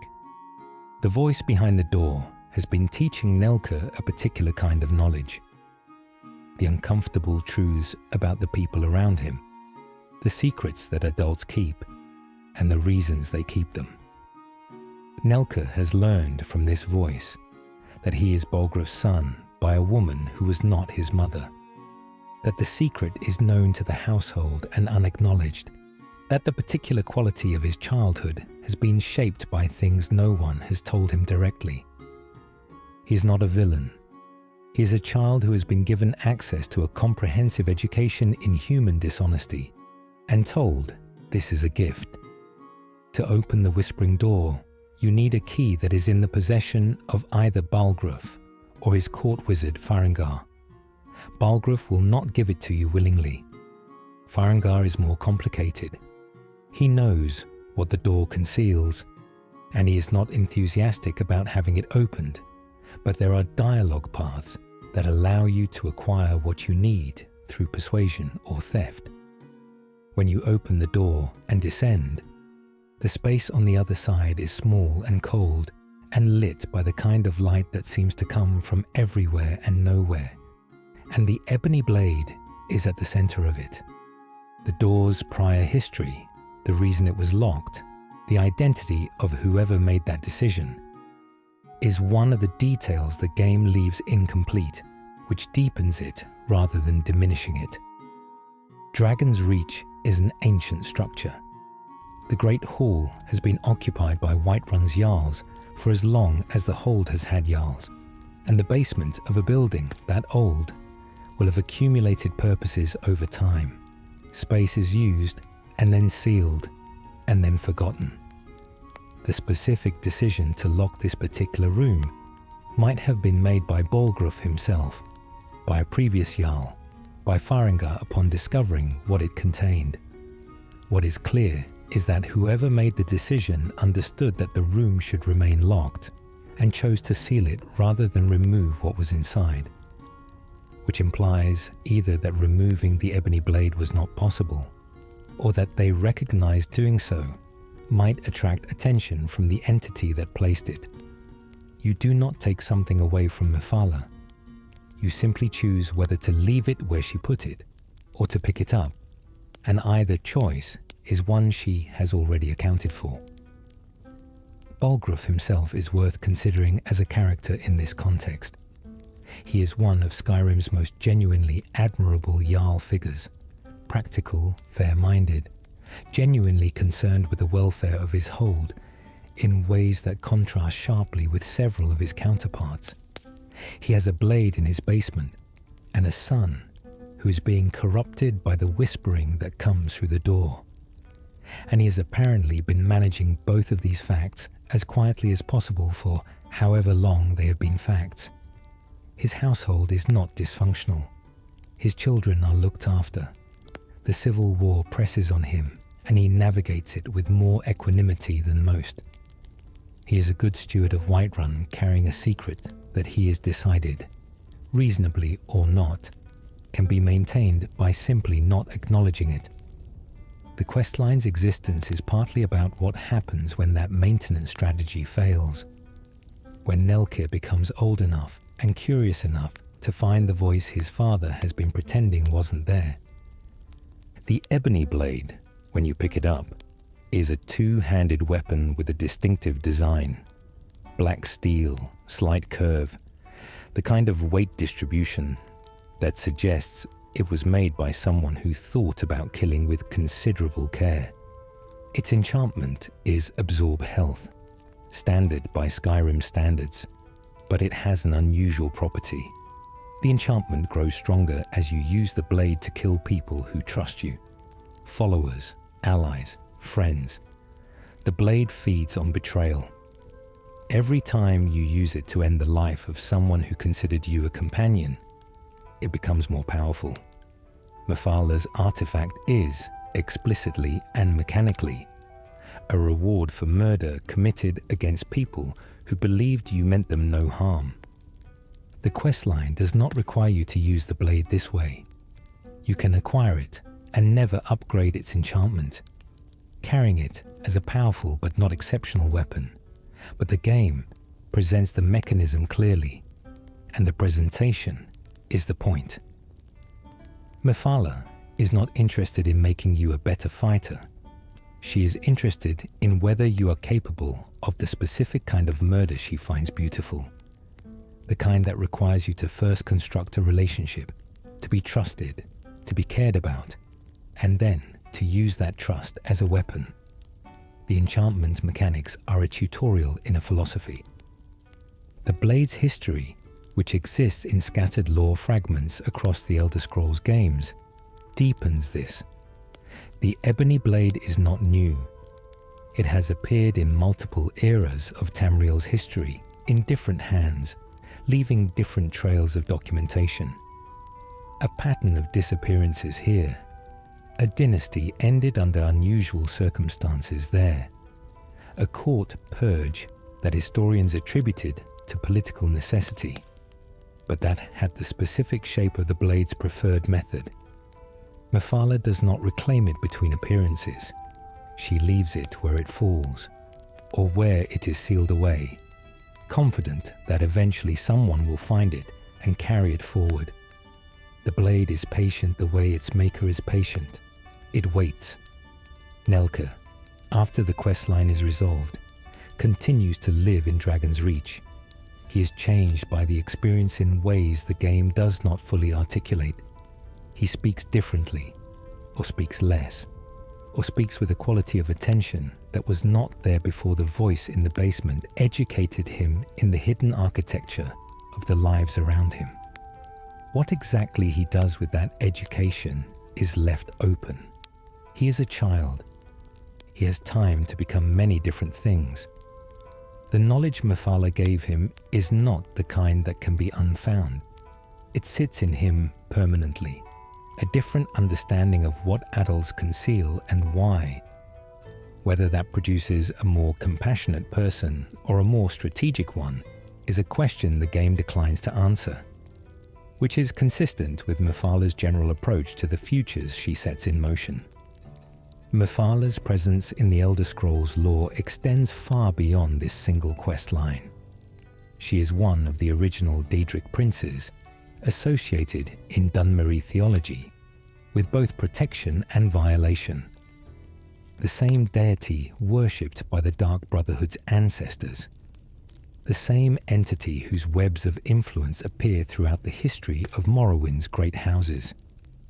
Her interest in Skyrim's court wizard's child, in the sword on the Great Hall wall, in the long game of placing an artifact where it will eventually be found by someone capable of feeding it. This is consistent with how she has always operated. She is patient in the way that spiders are patient. She has been waiting in that basement for as long as the door has been locked. Players miss this questline because Nelka is easy to overlook. He is not a quest giver in the traditional sense. He does not have a marker above his head, does not approach you, does not have business with you in any obvious way. He is one of the Jarl's children, ambient background characters in a household you may have good reasons to visit multiple times without ever engaging beyond the professional. If you do not pause and speak to him with actual attention, he simply exists in Dragon's Reach, carrying his difficult knowledge, listening to his voice in the basement, growing incrementally into something he might not have become in different circumstances. The light in the lighthouse. Solitude sits on a great stone arch above the sea, its foundations built into ancient rock that looks like it was placed there by something older than architecture. Beyond the city, on a promontory extending into the Sea of Ghosts, stands a lighthouse, the Solitude Lighthouse, which guides ships through waters that are notoriously difficult, even in fair weather, and actively lethal in storms. The lighthouse keeper is a man named Engvar, and he lives there with his family, and he is having trouble that he is not sure how to characterize. The quest line known as Lights Out begins at the docks of Solitude, with a man named Jari Ra. Jari Ra is an Argonian with an air of casual prosperity that does not quite match any obvious legitimate income source. He is friendly in the preemptive way of people who have something to sell, and what he has to sell specifically is a partnership. He tells you about a ship, an imperial vessel, the Ice Runner, due to arrive in Solitude's harbour within a few days. He tells you that if the lighthouse were dark when the Ice Runner arrived, the ship would run aground in the shoals north of the harbour. He tells you that his associates would take responsibility for the cargo. He offers you a share of whatever the ship carries. It is worth understanding what Solitude is before engaging with what this request means within it. Solitude is a maritime city built on the premise that it can be trusted by the ships that approach its harbour, trusted by the merchants who route their goods through it, trusted by the imperial fleet that regards it as the most secure port in the northern reaches of Tamriel. The lighthouse is not incidental to this identity. It is its physical expression, the most visible symbol of Solitude's commitment to being the kind of city where ships arrive safely. The harbour master's records show centuries of uninterrupted operation. Engvar, the keeper, comes from a family that has tended the lighthouse across multiple generations. The flame at the top of that tower is, in a very specific cultural sense, Solitude's promise to the sea. Jari Ra is asking you to break that promise for money. And the way he asks, casually, as if it is a transaction no different from any other, as if extinguishing a lighthouse is the kind of thing one simply does, is a measure of how completely he has decoupled the act from its meaning. To him, it is a logistics problem, a lever to pull. The people on the Ice Runner are cargo manifest items in a calculation that does not have a column for their names. This is, to be clear, a request to participate in deliberate shipwreck for the purpose of piracy. The Ice Runner's crew will almost certainly die.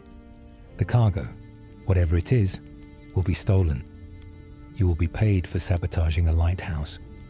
Jari Ra presents this with the smooth confidence of someone who has done this sort of thing before and found that most people, when presented with a clean financial proposition, find ways to overlook its implications. If you accept, and the questline requires accepting, at least initially, to progress, you go to the lighthouse and put out the flame. This is not difficult.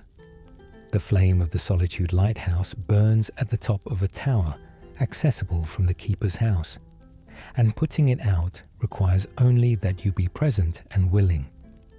Engvar and his family are present in the building. They are not obstacles in any mechanical sense. You simply extinguish the light and leave, and the questline notes that this has been accomplished, and Jari Ra is informed, and the Ice Runner sails into the shoals in the dark. The Ice Runner wrecks. The questline tracks this as an accomplished objective. When you return to Jari Ra for your promised share, he informs you with the same smooth confidence that he has decided not to pay you. He does not make a show of this. He simply tells you that the arrangement has been modified and that your share is 0, and that if you have feelings about this, you are welcome to take them somewhere else. He is gambling that you will accept this because making a scene is difficult and the alternative is uncertain. He's wrong about you specifically, but he has probably been right about most people he has tried this with. The second half of the questline involves finding Jari Ra's sister, Dija, at the wrecked ice runner. She does not negotiate. The moment you reach her in the ship's hull, she tells you that you have earned a quick death and attacks. The crew of the ice runner are already dead around her. The loot already moved out, the setup complete. Jari Ra's plan was never to pay you. The betrayal was structural from the beginning, built into the arrangement before you ever extinguished the lighthouse flame. The grotto is an extraordinary piece of environmental design. A cave that opens onto a harbour inside the rock, with a derelict ship anchored in the underground water and the remnants of what appears to be a long-standing smuggling operation distributed throughout. The bandits here are not typical. They are organized, equipped, and aware that someone is coming for them. Jari Ra himself is at the deepest point of the grotto near the anchored ship, and the final confrontation with him has the quality of something that was never going to end any other way. He does not plead. He does not negotiate. He fights, and he is better at it than his casual demeanor suggested. And when it ends, the questline concludes with the chest that holds your originally promised share sitting nearby, available to be claimed. What the questline does not resolve is the ice runner. The ship ran aground. People died. The cargo was stolen. The lighthouse was dark for a specific window of time, during which the keeper and his family were presumably confused and frightened by the extinguishing of the flame they tend, and which is their entire purpose. The game does not ask you to address any of these downstream consequences. Ingvar continues his work at the lighthouse. The harbour traffic continues. The ice runner exists as a piece of wreckage on the shoals, and eventually the game's cleanup systems remove it, and it is as if it never happened. Broken Ore Grotto, as a physical space, is worth taking time with before you finish the questline. The ship anchored in the underground harbour has been modified over years of use.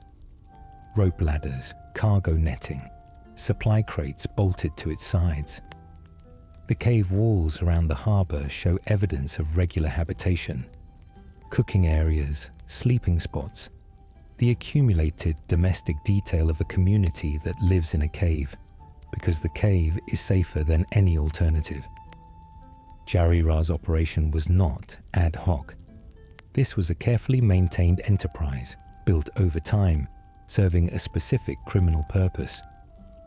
The accumulated evidence of the grotto's use, the modified ship, the organized supplies, the number of armed men maintaining it, suggests the ice runner was not their first target.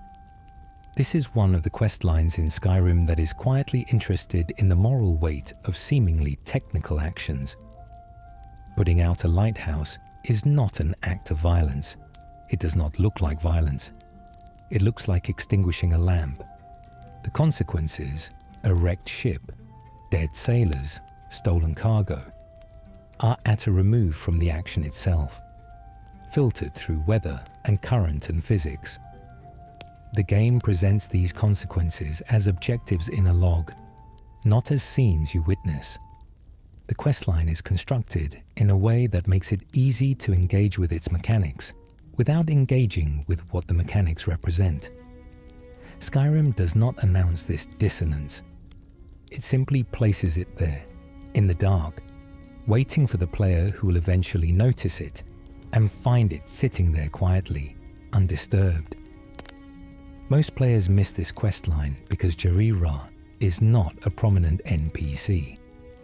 He stands at the docks with no special marking, and the docks of Solitude are a busy place where players often pass through quickly on their way to or from the East Empire Company warehouse, or to board ships heading to other locations.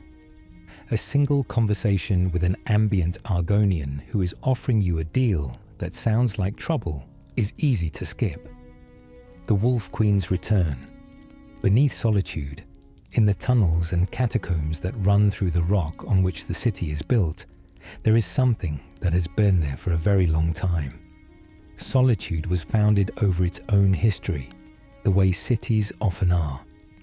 And its history includes things that the current residents of the city would prefer not to think about.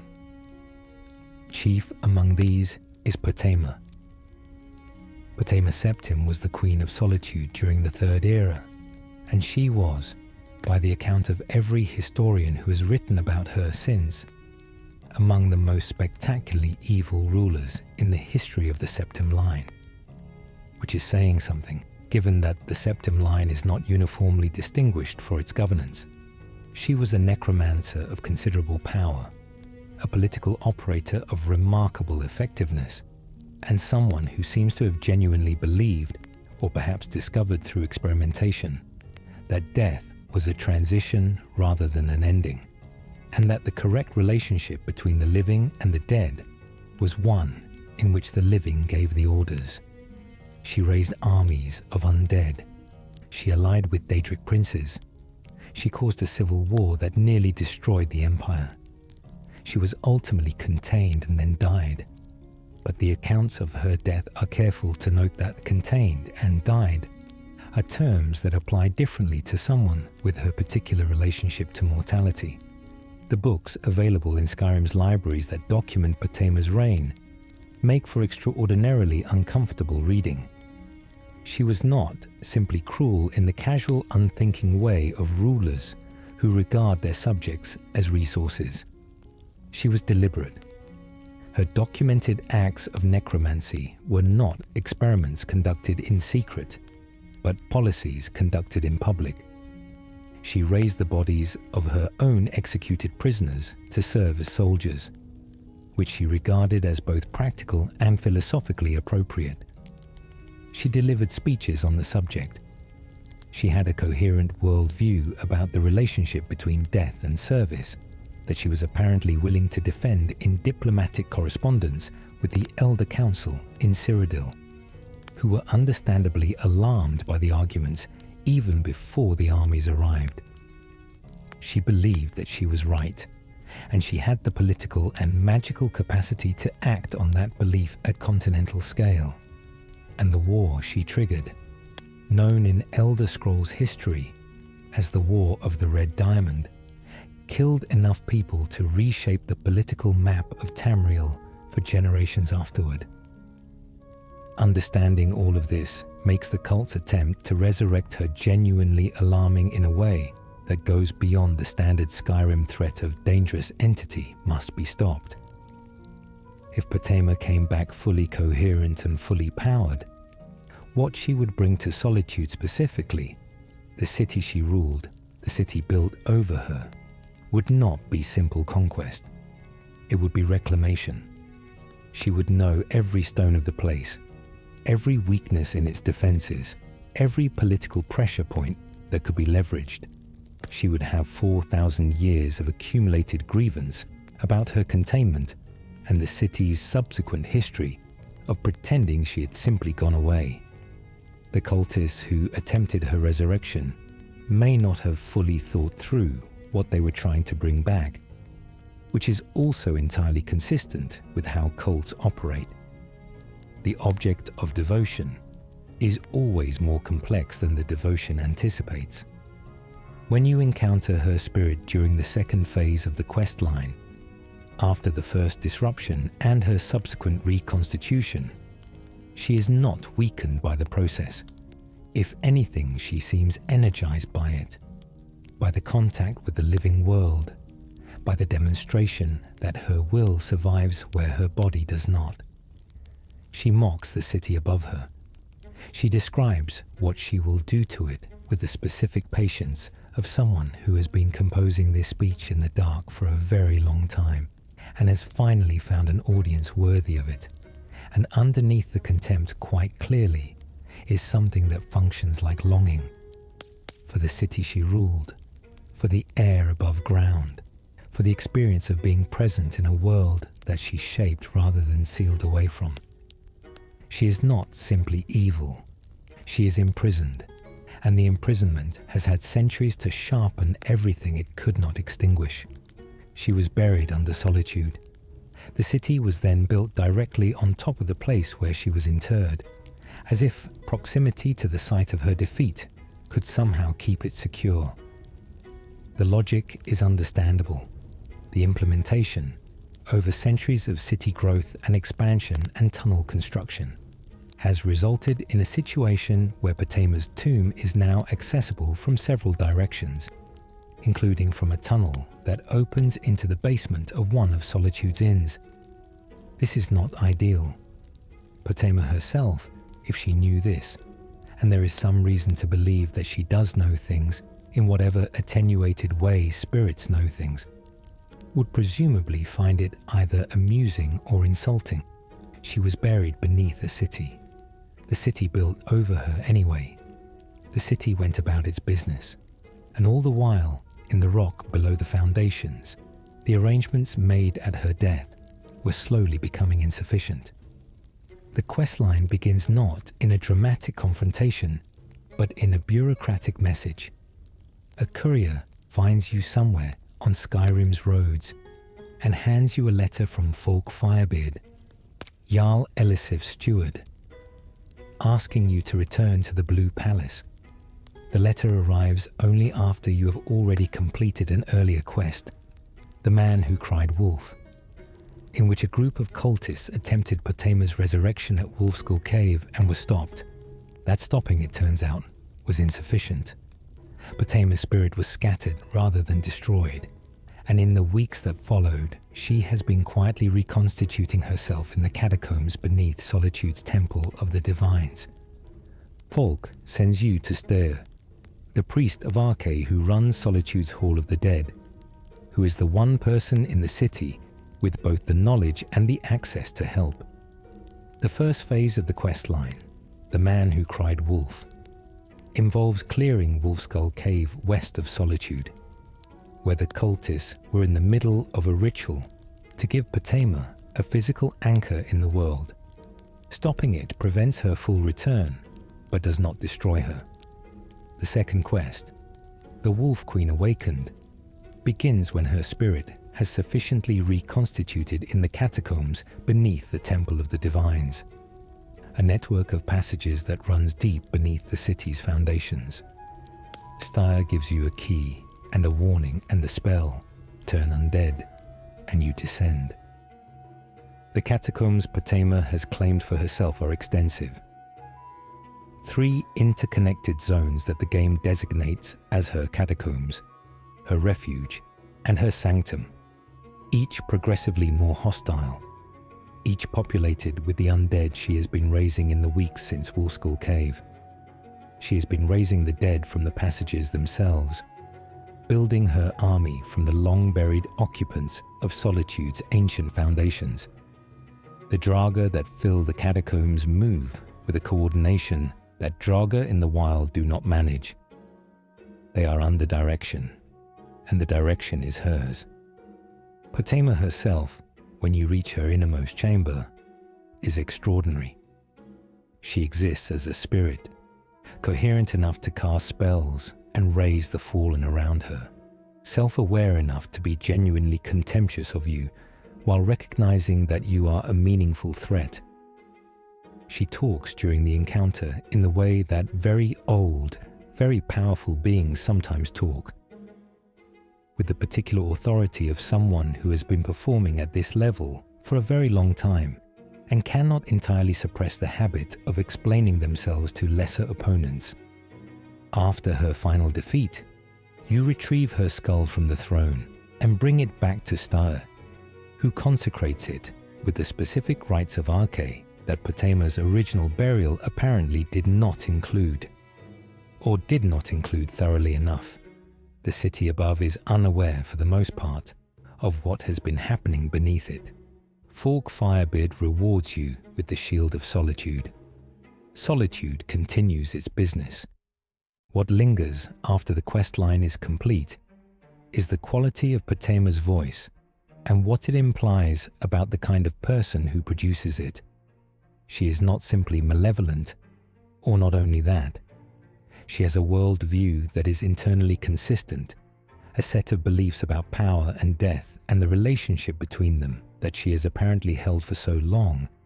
They have become structural, as load-bearing in her consciousness as the foundations of the city built over her tomb. She believes that the living owe the dead a kind of respect that most of the living refuse to pay. She believes that the boundary between life and death is a convention rather than a law, and that the people who treat it as a law are people limited by their own fear of what lies beyond it. These are not the ravings of someone who has lost their mind. They are the convictions of someone who has pursued a line of thinking past the point where most people turn back. Whether you find that terrifying or interesting or both simultaneously is, in some sense, what the quest line is asking. It does not require you to engage with Potema's philosophy. You can fight your way through her catacombs and consecrate her remains and walk back up into solitude without ever spending time on the question of what she actually believed. But she keeps talking, and the voice the game gives her is not the voice of madness. It is the voice of someone who has been thinking about this for a very long time in the dark. What the quest line does not resolve is the question of whether the consecration Styr performs is truly permanent. The Elder Scrolls lore is not reassuring on this point. Potema has been confined before. The original burial was performed with some care, and it was not enough. The cultists found a way in, and she found a way out far enough to influence them. Styr's rites are more thorough, but Potema herself is more thorough than most spirits he would have dealt with. The City of Solitude continues after the quest line ends, unchanged on its arch above the sea, and the catacombs remain below it. And somewhere in those catacombs, the properly consecrated remains of one of Tamriel's most powerful and most motivated necromancers are now resting in a more secure arrangement than before. Whether more secure than before is the same as secure enough is not a question Skyrim's timeline answers. The city built over her once and got away with it for several centuries. The precedent is not reassuring. The questline is missed by most players for a structural reason. It requires completing a prior quest, The Man Who Cried Wolf, which itself is easy to miss since it is triggered by speaking to Falk Firebeard in the Blue Palace during ordinary business there. Players who visit Solitude to advance the Civil War questline or for other objectives interact with Falk only as needed and never ask him about additional concerns, may never start the chain at all. And even players who do complete Man Who Cried Wolf may not immediately receive the follow-up. The courier only appears after you gain a level, after completing the first quest, which means the Wolf Queen questline requires not just prior quests, but specific character progression before it appears in your journal. Grimsever's Return and the Riften thread. Riften is a city that rewards patience and punishes it simultaneously. It is full of people who have things to tell you if you ask the right questions, and full of consequences for asking questions in a city where everyone is connected to everyone else's crimes. The canal that runs through its center was once a feature of civic pride. Now it smells of the things that get dropped into it, and the market stalls above it sell goods that have passed through several hands since anyone thought to ask about their origin. The guards are on payroll that has nothing to do with the Jarl. The merchants operate inside a protection structure administered by a woman, Maven Blackbriar, who has never been charged with anything because charging her would require a guard force not already working for her. Even the beggars in Riften have a quality of situational awareness that suggests they know more about the city's power structure than most of its official administrators. It is not a city that kills you if you understand it. It is a city that compromises you if you stay in it long enough. Into this environment, Mjol the lioness arrived after nearly dying in a Dwemer ruin, and she stayed. That is the first interesting thing about her. Every competent person who spends time in Riften either leaves, joins one of its criminal structures, or gets swallowed quietly by the machinery of the place. Mjol did none of these. She occupies a specific position in Riften's ecosystem that the city doesn't seem to quite know what to do with. Too visible to ignore, too principled to compromise, too skilled to remove without making a point that Maven apparently prefers not to make. She is, in this sense, a stone the city's current has been flowing around for some time without quite dislodging, and the fact that she is still there, still naming names in public, still making her opinions about the guild known in a city where that opinion can get you hurt, says something specific and quietly remarkable about her. The questline centered on Mjol the lioness is one of the most layered in the game, and it is also one of the easiest to take at face value and never look beneath. Mjol is a Nord warrior who sits in the Bee and Barb Inn in Riften, notable because she is one of the few people in the city who speaks openly against the Thieves Guild and the Blackbriar family, naming them as the sources of the city's corruption rather than its natural condition. She is large, confident, armored, and accompanied always by a thin imperial man named Erin, who saved her life and follows her everywhere with the intensity of someone for whom proximity to Mjol is its own purpose. She is immediately likable in the way that people who say true things out loud in rooms full of people who won't are often immediately likable.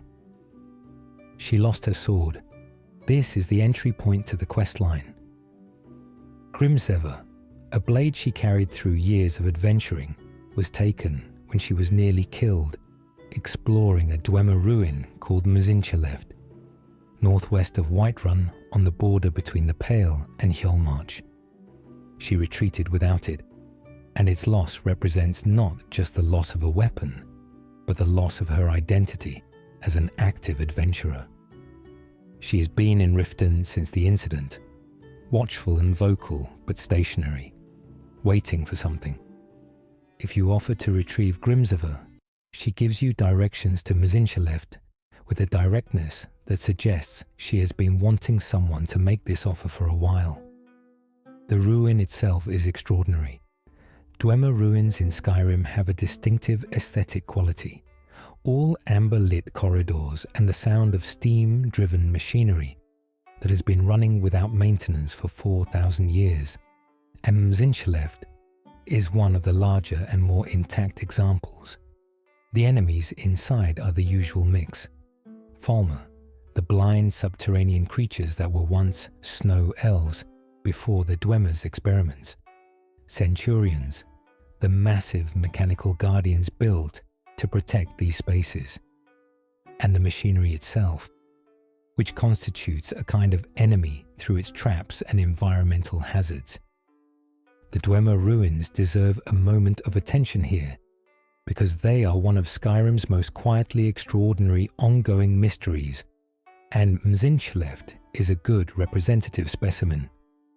The Dwemer, the Deep Elves, the Dwarves in the common parlance, that they would have found deeply inaccurate, vanished from Tamriel during the First Era in an event called the Battle of Red Mountain.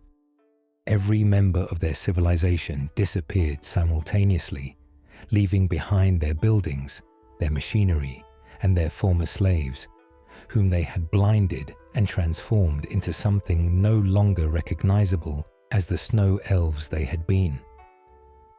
The vanishing has no universally accepted explanation. The machinery they left behind has been running ever since.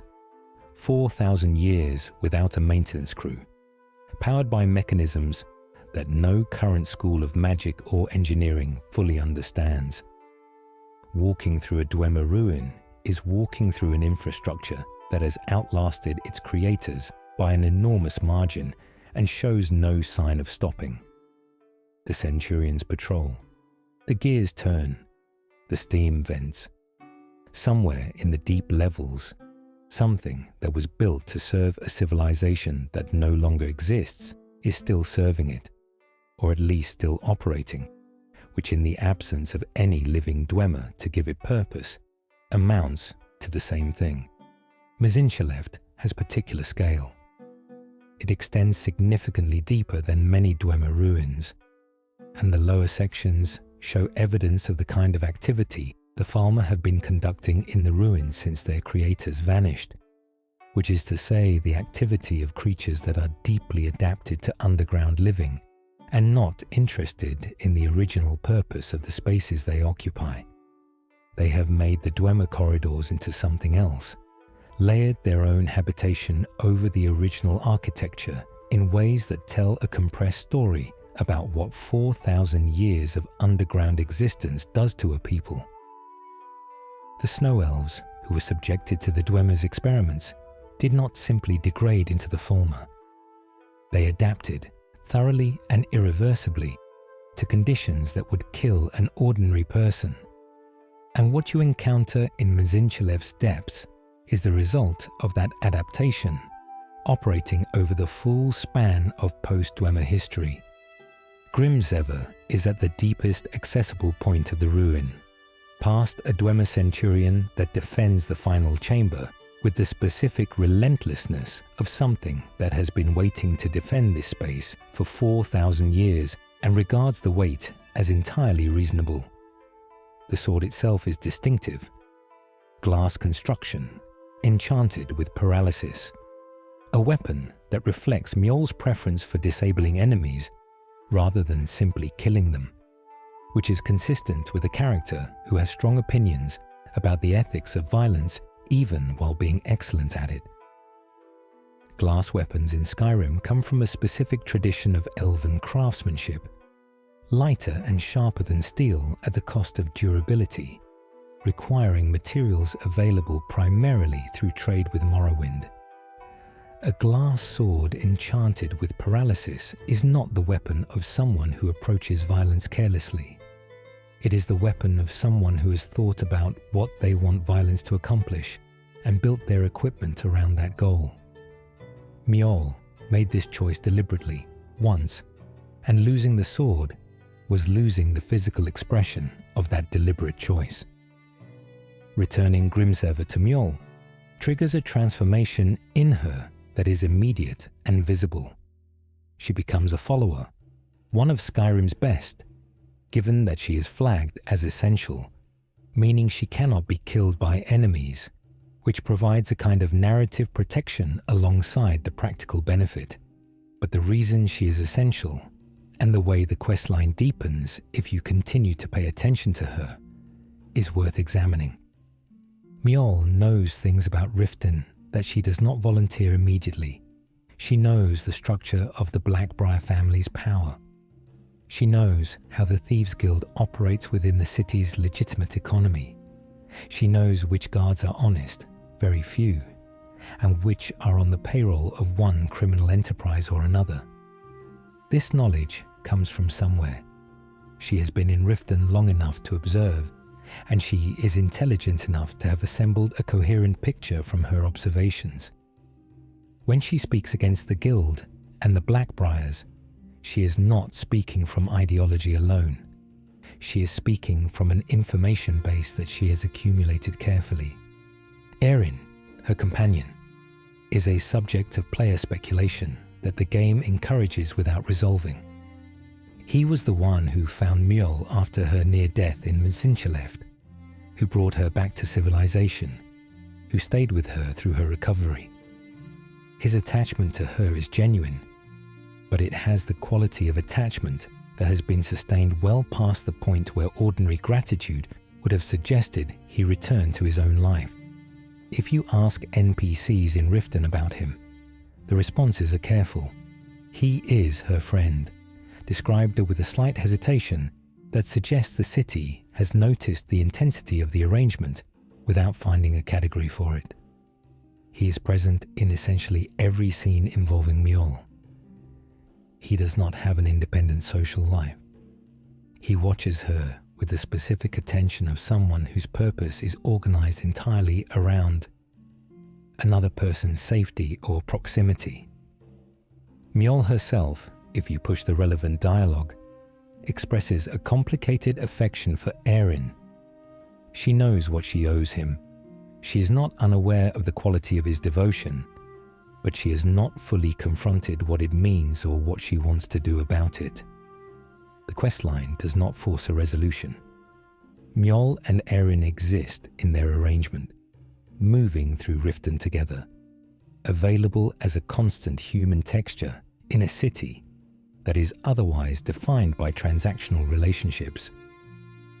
There is something worth noticing about Mjol's positioning within Riften's social geography. She is one of the only characters in the city who speaks plainly and publicly about the criminal infrastructure that runs beneath the legitimate surface, naming Maven Blackbriar and the Thieves Guild explicitly in spaces where most citizens have learned to discuss these subjects, if at all, in the coded language of implication. This is not naive. Mjol is not unaware of the risks.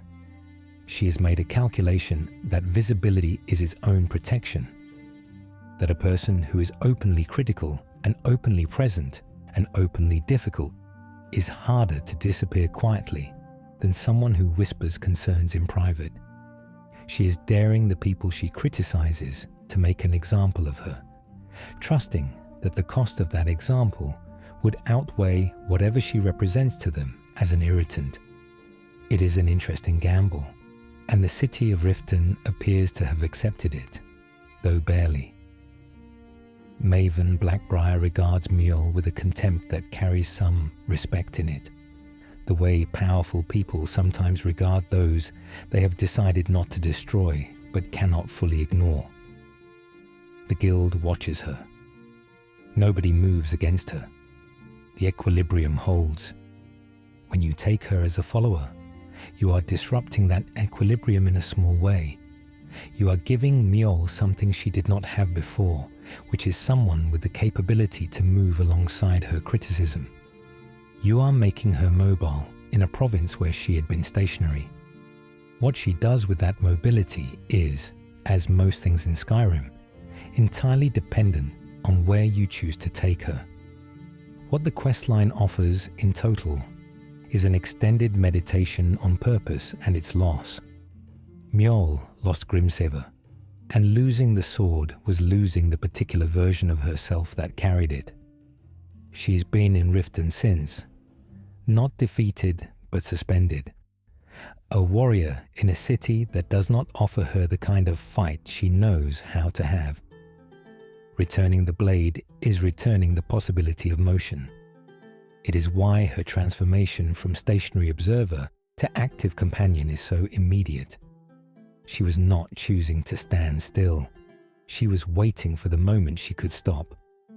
Most players who encounter Mjol take the questline at face value. Retrieve sword, gain follower, move on.